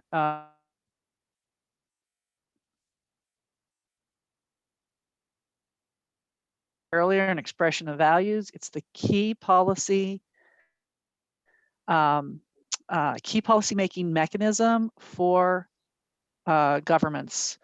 You have a duty to do things in a way that's much more process oriented than other organizations. So I really want to commend you for setting policy through budgeting, because that's what it's there for. I know Harry's on the line. He'd give me a thumbs up on that. So back to what got us started on all of this. You remember back in February, we set upon making sure that your position description and your criteria that you would be evaluating manager candidates with was well aligned with what was important to this board and to this community. And that, led us to this conversation about what is doable. Sorry, there's a typo on this slide. So what is doable and what is sought? So if I can just make an observation, recapping what we just said about doable, you're still in a tight financial position for sure. You're in a better position every day as you work on this, but you're still in a tight position. But you didn't change so far in the discussion, you have not changed your overall budget for your administrative department. So your budget is still the same. Going back to the administrative consultancy, which fully reviewed your administrative operation and suggested a staffing scheme based on your collective aspirations for the borough. That's laid out in pages 7 through 14 of the administrative consultancy, as well as the key competencies for professional management. That's also laid out in the report. It precedes the number and positions and so on from pages 4 through 7. There's also a significant component about what is supportive governance for a professional in terms of the board staying committed as policymakers and relying on that manager to provide professional management and administration. I also included in that report an article talking about workforce trends in local government and the need for this environment of supportive governance for you to be able to attract top candidates. So the question I have, I guess, is updating the job descriptions per recommendations in the report, staying the course with what you originally at the beginning of the year before you realized the situation you were in, you started on in terms of hiring a professional manager and embodying that in the job description or something else based on where you are today, and then advertising and interviewing for what that is. I just want to make a really important point about personnel in local government and personnel in government generally. You all are stewards for Verona Borough. No one that you hire will work for you. You will be someone's boss, but they will not work for you. They will work for the citizens of Verona, and should an election change who the people are in your seats, they will continue to work for the institution of Verona Borough, right? So, that stewardship role right now means that the process really matters. That's why you see civil service in government, because political leadership is unique leadership, right? And it comes and it goes. So you are building something here that's going to be lasting to the citizens, lasting to the organization, and hopefully, upholds the tenets of city management as a profession, because it's born out of our history as a country and why this is important to have professionalism in local government, why that provides greater value to citizens for their tax dollars rendered. And so the next steps that you take are based on your aspiration to be that, if that's the direction you want to go. There's other options you could go. Not every town hires a professional manager. A lot of towns take a different approach. They use more of a clerk approach. That's an option for you as well. That's not what was recommended in the administrative consultancy. But that was based on the information we had earlier this year, and maybe your interest has changed in that. So this is what I would like to say to you is the next steps. Update that description based on your aspirations for the town, and then get moving on that and get your staffing in place. So I don't have any further slides than just this one, except I do have the report itself linked here somewhere. Sorry, I don't know where it is. I have on another part of my screen that if you wanted to look at any of those sections of the report, I have the capability to do that. So with that, I'll turn it back over to, I'm not sure who's chairing the meeting right now, if it's the mayor or if it's President of Council Carpenter, but Yeah, I guess I am. So we definitely need to start moving forward, given Susan's recommendations and advice in that report as to how and who we want to hire. I see here on your slide after the meeting that we would update the job descriptions, advertise, and interviews. So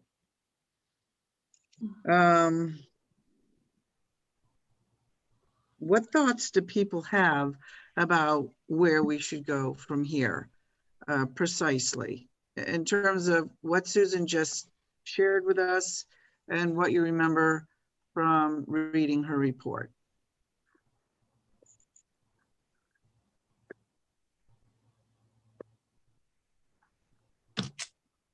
Well, I think my opinion is I think there were some good recommendations in the report that we and things that we needed to do before we could look to hire a new borough manager. And I think we're well on our way to doing that. I know it's been a bit of a long haul here. It feels like it's been a bit of a long haul to get here. And I know people are anxious and maybe frustrated with the situation we're in with the transition. But I think it's important to have the patience and do this right as far as taking those next steps to hire a manager. I don't think it's something we should take lightly or jump into quickly.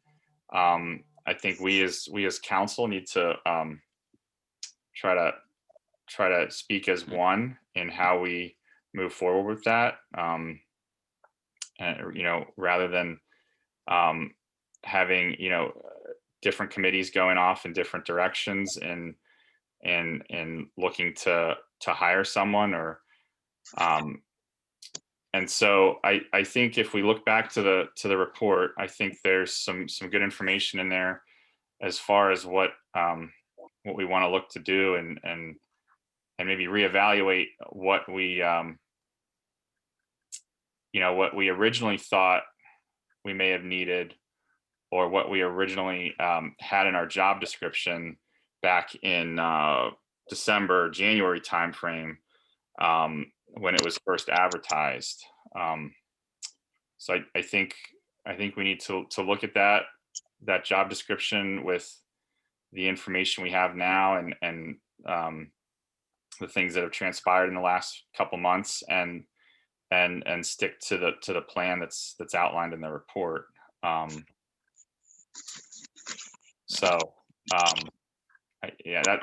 about it. I don't have anything specific from the report to add, but if we want to get into the specifics, I know Susan has it up on the screen and we could review further, but. So anybody else want to weigh in on that? Sylvia? Janet? Trish? I agree. It's time to start moving forward, but I want to do it in the right direction as well. Let's review what we need, but I believe I like to get it done sooner than later. Yeah. No, I agree too. Trish? Yeah, I mean, I think we're on the same page as far as all of that. We all are very eager to start the hiring, but we obviously have to do it in a conscientious approach, and especially looking at the balance. That's where I'm thinking right now is I'm unclear what we can hire for. Looking at this, it makes me nervous that we may have to wait a little longer for our manager, and I'm not sure what everyone else is thinking, but obviously, like, we can't operationally really do that. So how do we do this? How do we make what our finances state we can do meet what our operational needs and goals are? I agree with everybody's comment on that. Yes, we need to move forward, but I mean, we came this far and we still have a little bit of a road to travel yet, so to speak. And but we're going to get there, and it's going to be done, and it's going to be done right. And there was a lot of mistakes made in the past, but we're going to move forward, and it's going to be a lot better. Dave, I was muted. Excuse me. I didn't realize that. Oh, Um, what's your opinion on? So it? I think today went very well. We've accomplished some things, and I think Susan's been a great help to us, and now we're going to have Harry. And we will get through this. It's not perfect yet, but these are lessons that we've learned, and lessons are always expensive. I've never seen a cheap lesson, but we will move forward and we will get to our winning point. I really believe we will. Together, we're going to make it. We'll work as a team and we will come out on top. Thank you for your comment. Then with all the comments, Nancy, I'll turn it back over to you and we'll go from there. Yeah, so Can I add I- something, Nancy? Yeah.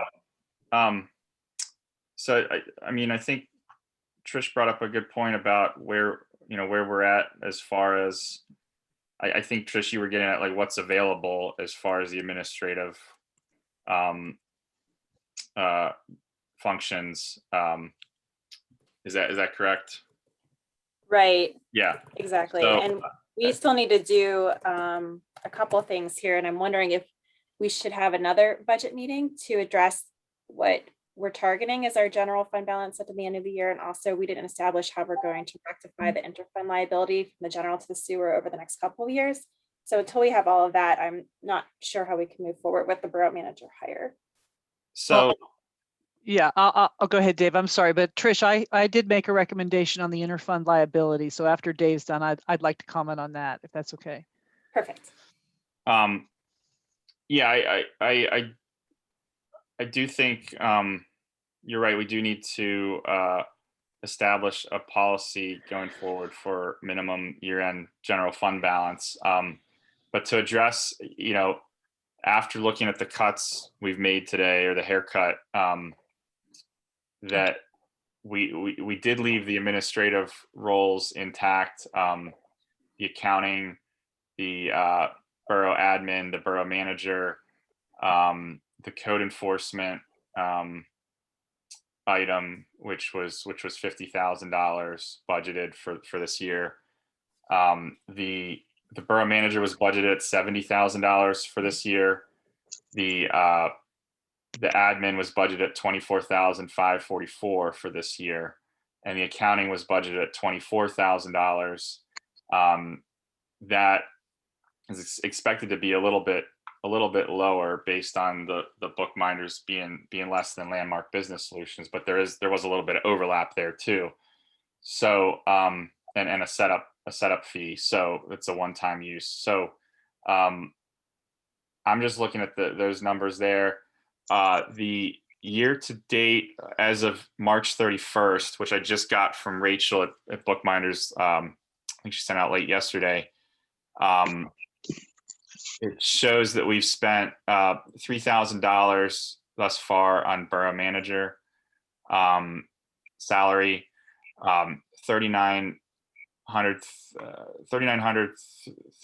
$3,931.25 on salary for other admin, and $5,537 on receptionist, which I believe was Marcia's. That was Marcia's role. The other admin was Mark's, I believe Mark, code enforcement, and Keith in building inspection. So, Hey, Dave, yeah, is the money for Susan's services in there? No. I don't It does- believe so. Oh, okay, I looked, so Harry and my time has not been recorded yet, right. yeah. Well, I don't think that, but it If it- doesn't, yeah. okay, it just that's fine. it doesn't overlap. So so you're within your budget still at this Yeah. point. Yeah, okay. Yeah. Sorry, go ahead. So I think,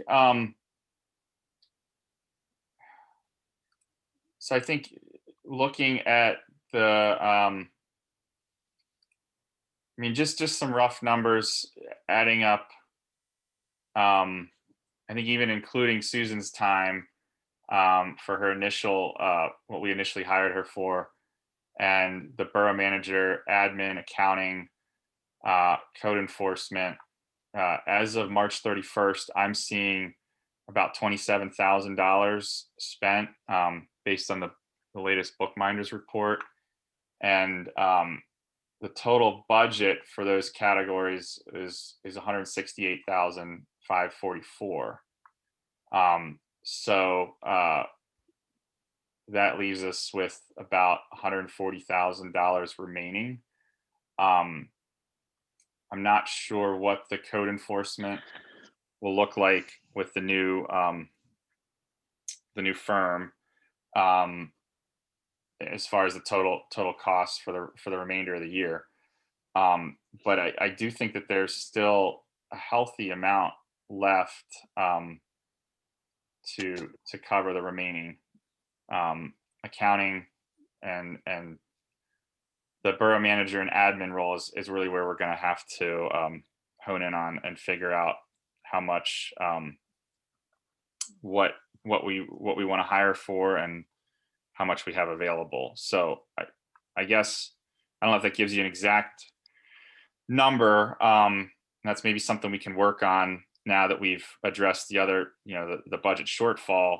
But maybe that's something we can put together. And so, Susan, I think you had something else to add. Yeah, but Susan, before you do that, just real quick, let me just chime in here for 1 second.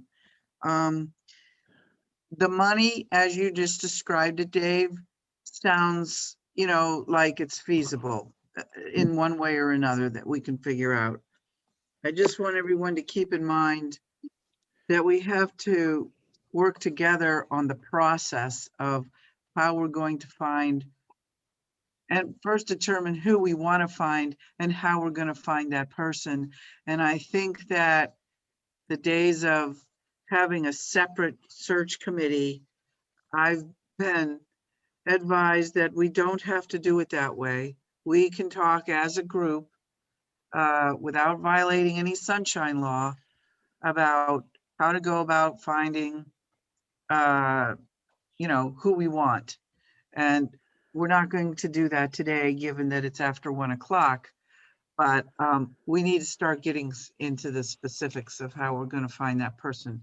And I just wanted to put that out there, Susan, before you went ahead. Thank you. Great. Okay, bear with me, guys, because I got a bunch of things on my screen and I don't see you. I'm not looking at you right now. So if you have something you want to say, and I don't hear you, just interrupt me, please. I just want to respond first to what the last thing Nancy just said. You can rely on that on the executive session for interviewing your candidate and negotiating salaries, right? That's what you rely on that executive session for. The process to hire, the hiring policies of the borough, those policy-making decisions happen exactly as they're happening right now in the full glare of public scrutiny. You can rely on the requirements of the Sunshine Act to make sure you're transparent and clear to everybody about what you're doing. And that's what you're doing. It's only necessary to close that meeting to negotiate those salaries. Plus, it's personnel for that individual, right? You're just respecting some privacy while you're interviewing someone. You're talking about their financial needs while you're negotiating salary and so on. So that's the only time you need to rely on that. So it's a good remark that you made there, Nancy, and that's what I would add to it. It's the Sunshine Law exists to help you, not hurt you. Rely on it. Rely on that executive session when appropriate. I wanted to just real quickly talk about the recommendations, what they were for staffing. And again, this is a moment in time when I wrote this report, and this is my recommendations to you, but obviously you need to set the policy that you want for your borough.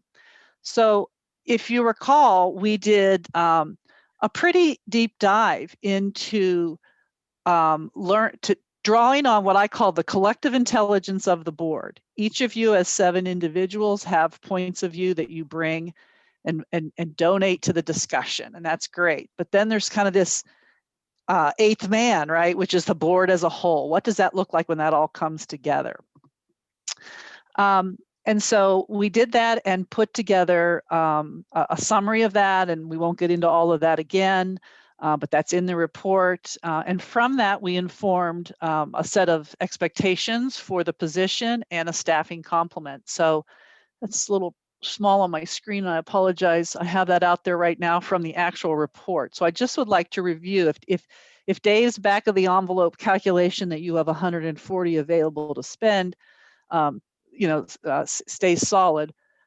Back earlier in the year, when in February, when you were speaking just without without sort of the burden of knowing you were in a financial jam, just speaking about what your vision is for the community, that resulted in some recommendations that involved setting a staffing level of having a full-time borough manager and a full-time administrative assistant. And outsourcing your code enforcement. Now, the assumption there was you would use a third-party financial administrative service, and you're still doing that. You've just changed services. So the staffing that was recommended based on what we learned in that consultancy was full-time manager, full-time admin, contracted code enforcement, and contracted financial administration. And there's, as you can see, I'm scrolling through here, some of the things about why that's advantageous, because of segregation of duties, about having your manager perform in areas that capitalize on their unique qualifications as a professional manager.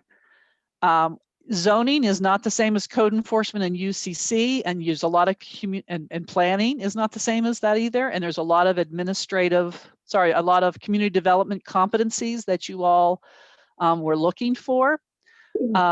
So the highlight of those true professional competencies that you were looking for were about this powerful administrative competency, excellent community relations, and community development through planning and zoning, capital improvement, and so on.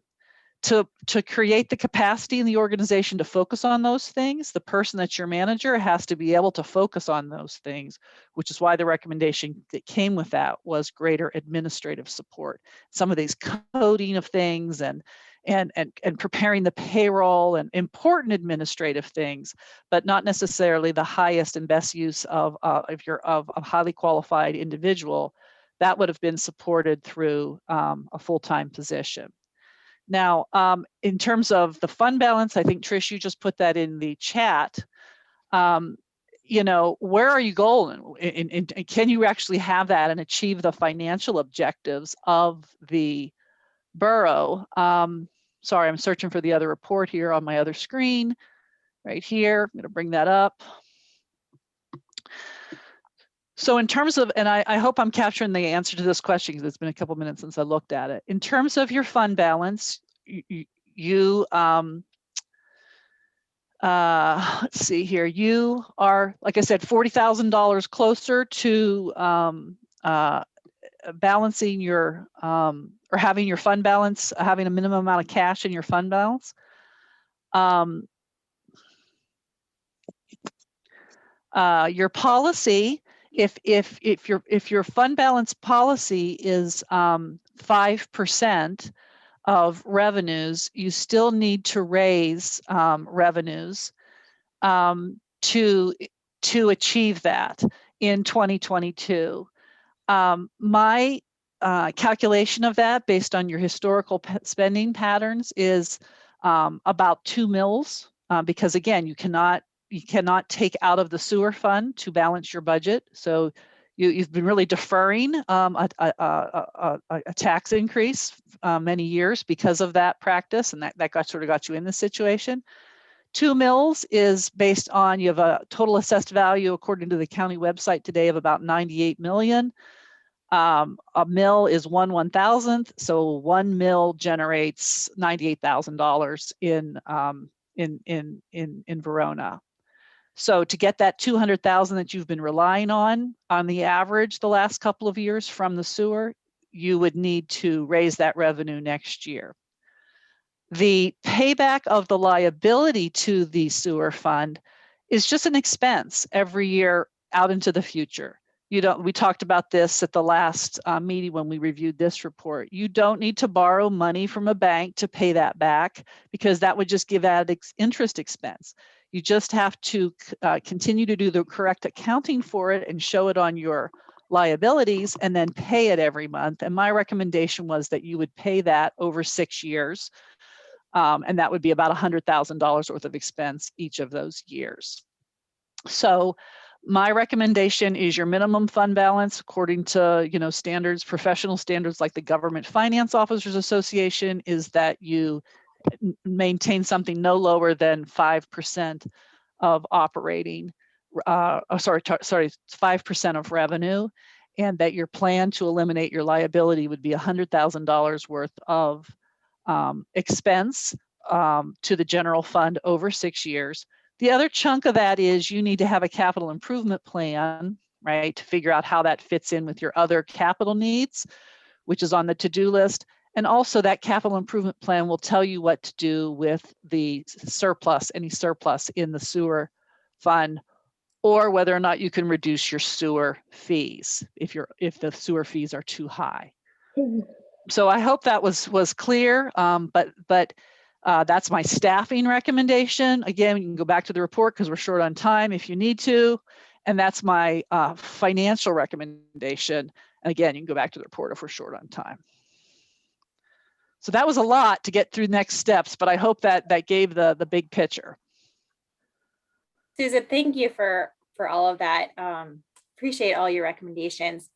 Just to confirm I'm understanding, I did send a couple questions. I'm not sure if you saw them, but when we're saying to increase a mill, so if I'm looking at the right thing, Verona is currently at 7.8.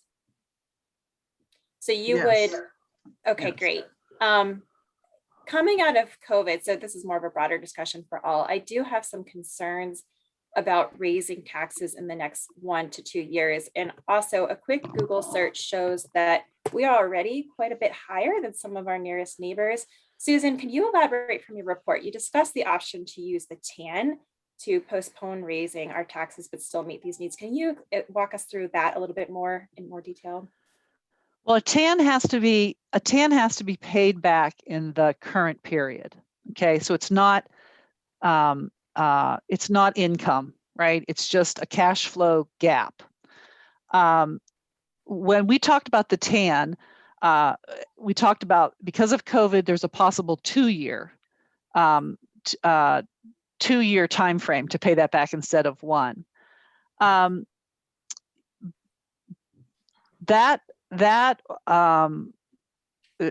my point of view, really isn't on the table anymore because of the work you've done right now. Plus, I did a cash flow analysis since then, right? So you don't need a TAN. I can see that you had enough cash to get through the year. So unless you actually just needed cash, right? Okay. That would be the only rationale to do a TAN. A TAN is not a borrow. It's not like a loan, right? It's not like a long-term loan. And you could take on debt for some of your capital. But again, the decision to do that is after you have, say, a 5-year capital improvement plan, and you're aligning the assumption of debt and that long-term payment with the useful life of what you're buying with it. Certainly funding your liability to your sewer fund, paying that off with debt, is in the end an excessive expense because you're paying interest to a third party to pay yourself back in the shorter period of time. And it's not necessary. So I think we may have been kicking around the TAN early because we were concerned about liquidity for the borough in this short term. I don't think that we have that concern now. The mill thing, I hear what you're saying about that's entirely what elected officials do. That's your job to make that call as to what your tax rate should be. But from a strictly financial point of view and your history of what your spending is, for current revenues to equal current expenses, that's the definition of what you want, right? Money in and money out. You're looking at 2 mills. Because you don't have a big fund balance reserve, like if you had been, some boroughs have a huge fund balance because over the years a little bit has come in over what they spent. They were minding their P's and Q's, and they've built up a fund balance, and then something comes along and they can rely on that. You guys don't have that right now. You have a need to raise current revenue to pay current expenses or cut expenses to get to what your current revenue tax rate produces. I'd like to chime in here for a second too. There are things that may occur between now and the end of the year that we don't know about.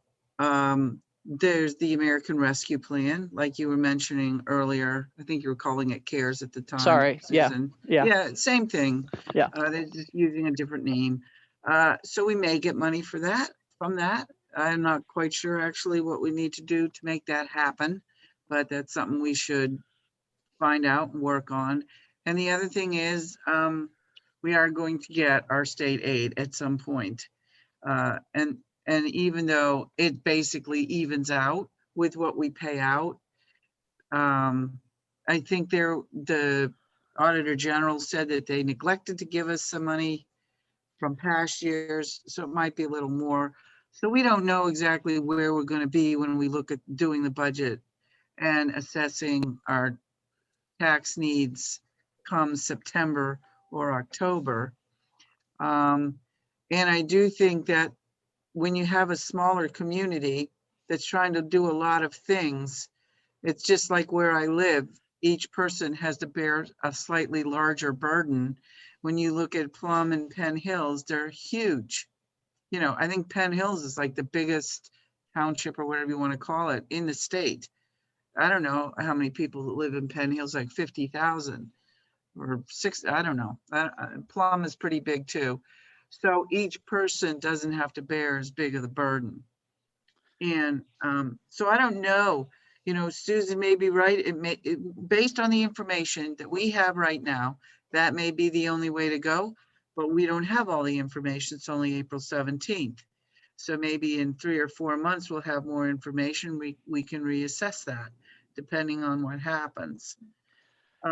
Right. The only thing I would add, the reason, if you don't mind me jumping in here, Nancy, that's relevant right now is if you're going to be doing hiring, you're asking someone, you know, basically to hitch their wagon onto the Star of Verona. And it's a career decision for them. And you guys, you know, stated you wanted to sort of seek a certain, you know, you wanted to compete in that professional municipal management space.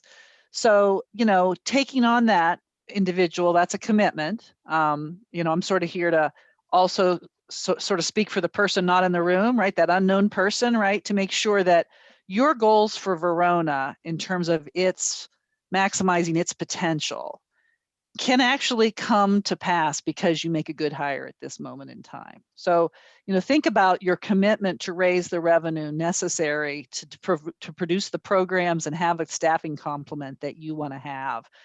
They are, you know, inextricably intertwined. That would just throw that out there. So you're right, you don't know, but at the same time, where are you going with that? Because that should inform your decision about what kind of job you're searching for, what kind of hire you're searching for. Anybody else have? Oh, We've only been sorry. at it for 5 hours, guys. Let's just keep going. Ha ha. Hasn't even been quite 4 hours. Okay, okay.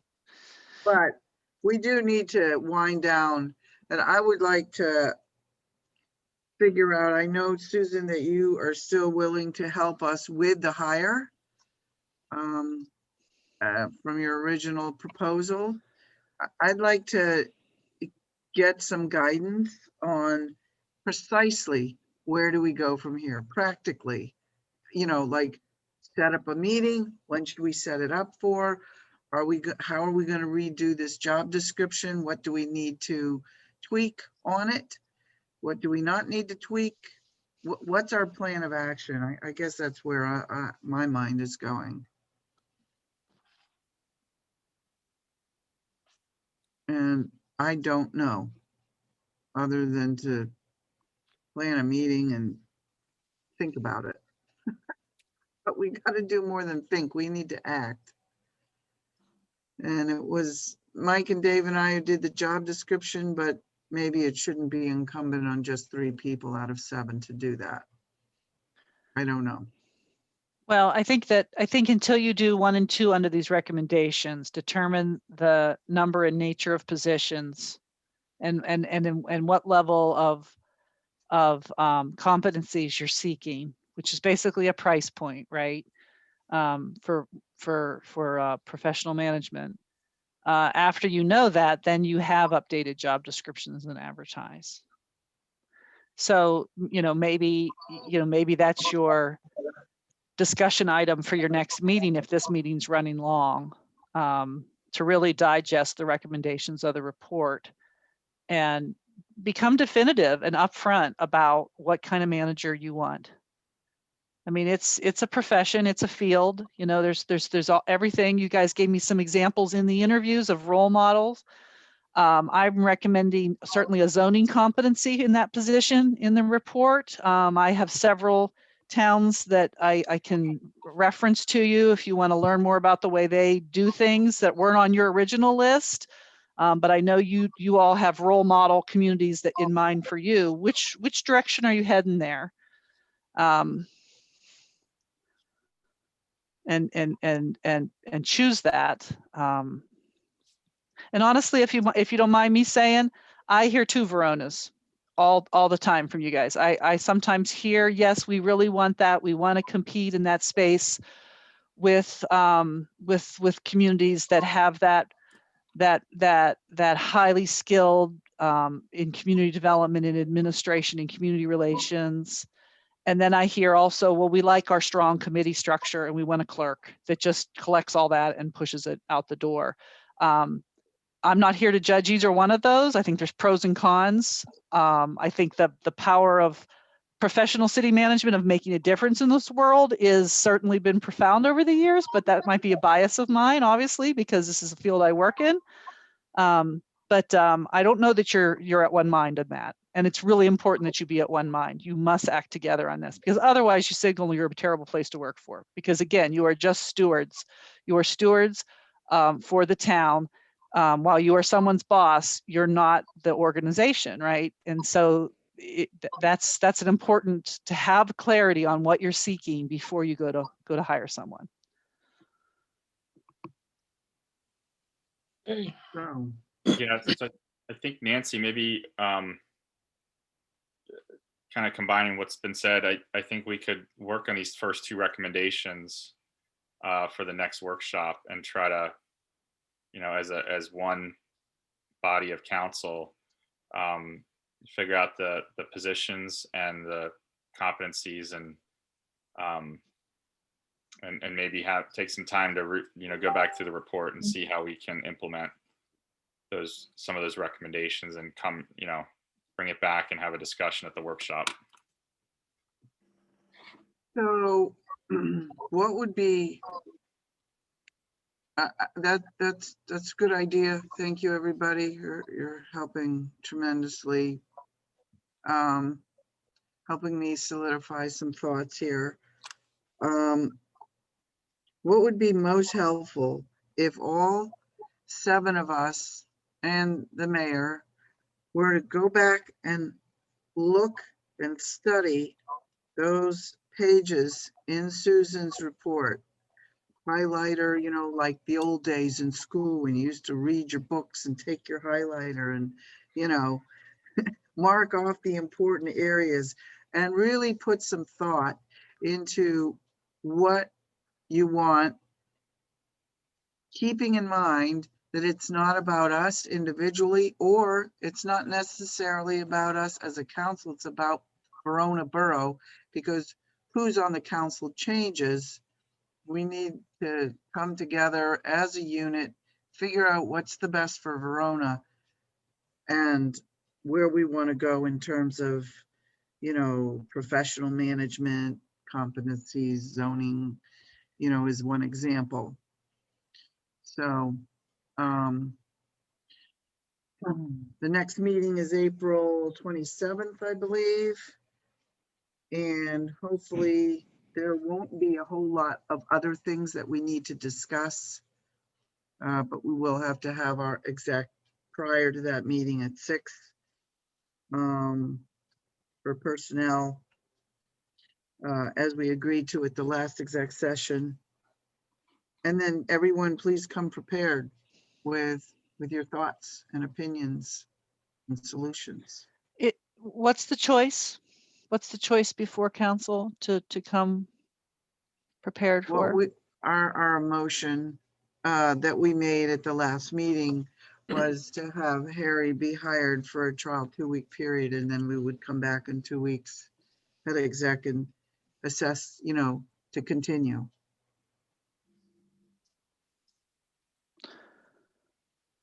And how does that address what's on this slide as the next steps? Well, it's just our interim solution. I mean, while we're doing what's on the next steps, we still need. Yeah, I hear you on that. But so far on number 1 here, I heard Dave say 140. And 1 and 2 in terms of number of positions, and then professional management or more of a clerk environment. I think those are the 2 additional, like for 140 and moving forward, what do you want to do? For 140 for this year, and depending on what you choose to do for subsequent years. Is that fair? Oh, and to be clear, that 140 covers the borough manager and or admin, the remainder accounting or bookkeeping, and the remainder code enforcement. Are we considering moving from the 140 in staffing though to cover our minimum fund balance at the end of the year? Are we aiming for about 100,000 minimum fund balance at the end of the year? That is what is left in the current budget. If we leave the budgeted numbers for those categories as is, looking at the budget versus actual, that's what's remaining in those budgeted items. So right, I totally got that. I guess I was suggesting, are we considering cutting revenue in the area of staffing in order to meet our minimum fund balance requirement? Cutting revenue or cutting expenditure? Sorry, expenditures, long meeting. Well, yes, are we considering cutting back, so not spending the 140 all on staffing in order to invest it in our minimum fund? That hasn't been discussed yet, but I think we still could do that if we wanted to. Because that will influence my perspective on what we're looking for competencies.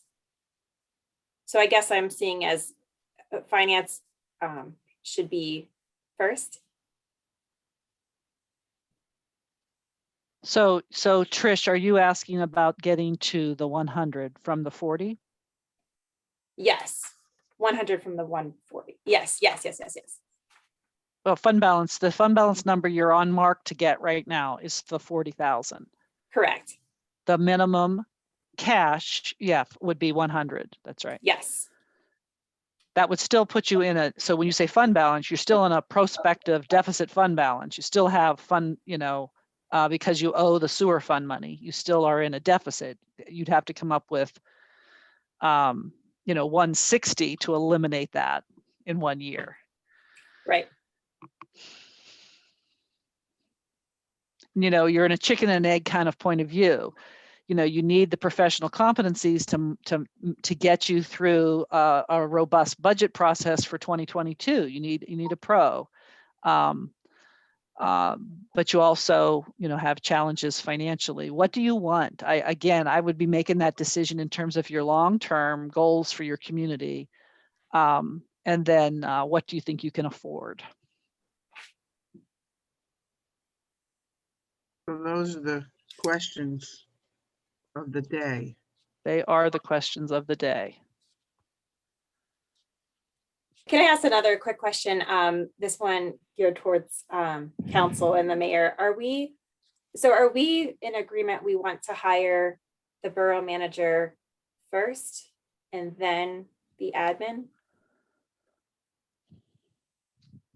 I don't know that we're in agreement in any of that. Okay. I think that's what we need to think about, read the report, and answer the questions that Susan just said, which was, what do we want? And what was this, the other one? How much? What can we afford? What can you afford? How are you going to get there? Right. Afford, right. Yeah. That's the question, Trish. Yeah, because based on the start of all of this, sort of picking up where the community was, if you remember our conversations back in late January and early February, where the community was, a lot of words like Verona's at a crossroads, Verona's on the cusp. There's a generational shift happening in Verona. Like we need somebody to take us to the next level. These were all things that you guys expressed, and that's all true, right? So, if you want to, sort of scan the environment to see what kind of competencies you need to get that, I can give you a short list of folks you should call and talk to them about. And we talked about communities you admired, right? And you look at places like Millvale, and you look at Etna, who have kind of made that pivot. There is the story there that maybe you want to try to replicate. You have, you do see there is a tipping point for communities, because we're at a generational shift, right? Where the times are changing, and but I don't want to geek out on you too much, guys, because it's late. Yeah, it's late. I'd like to make sure that other people who haven't spoken as much chime in here. Janet, Sylvia, Mayor, if anybody else has anything else they want to comment on or questions they have before we end this meeting. I don't have anything right now. My mind is kind of going bonkers right now. I need to get up and move. If anything comes, I'll put the word out. But right now, I'm pretty much done. I'm sorry. Yeah, I agree. I don't have anything right now too. My back's starting to really bother me from sitting. No, I mean, like everybody else. I mean, when we think of some questions in our next workshop exec session, then we'll bring them up. Yeah, my suggestion would be just to really ruminate on these two items, 1 and 2, the number and nature of the positions and the competencies you seek. Because I hear you. You've done hard work already today, and there's a lot of information competing for space in your brain. But what you got to ruminate on there is the number and nature of those positions and the key competencies you seek. In other words, we know what we need. We're just going to find the tool to get there, right, Susan? I don't know, Sylvia, if I'm that, I think you guys are where you know what you need. I think there's still, some of the machinations that I've observed in the 2 months working with you guys indicate to me that you're not of one mind on what you need. No, we certainly know we need a borough manager. That's for sure. No, it's not actually, Sylvia. Well, because what Susan said, I mean, I'm not disagreeing with you. I'm just saying that there's this possibility that we could get a really, really good borough secretary that could do a lot of what a borough manager could do. Am I interpreting that correctly, Susan, from conversations we've had? I prefer conversations that do not try to sub those two in and out, right? But a very competent borough secretary can produce positive outcomes for a community too. Professional management sounds more like what you want because of what I learned from my interviews with all of you, but you can change what you want. True. That's true. And you're right. There are very competent secretaries out there. They're actually administrative assistants, some of them. So I understand what you're saying.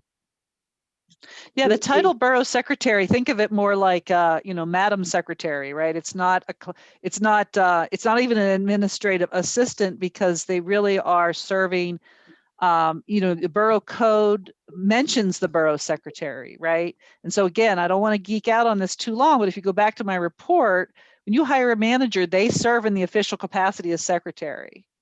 Right. But then if you don't have a manager, whoever you hire serves in the official capacity of borough secretary.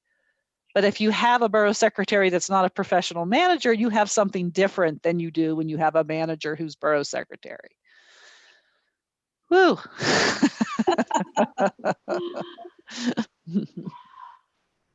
Okay, well, with all that in mind, unless there's anything else we need to do today, I'll take a motion to adjourn. I'll make the motion. Motion by Mrs. Provenza, second. I'll second.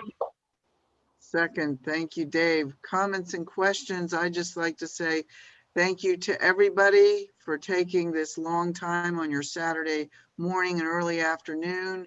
Everyone in the audience, certainly Susan, thank you so much for your expertise.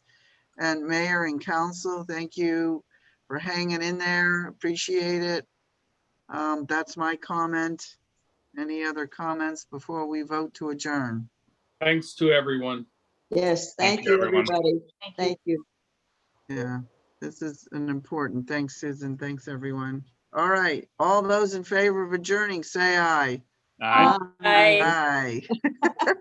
Even the mayor says aye. I'll see ya. Happy Okay. weekend.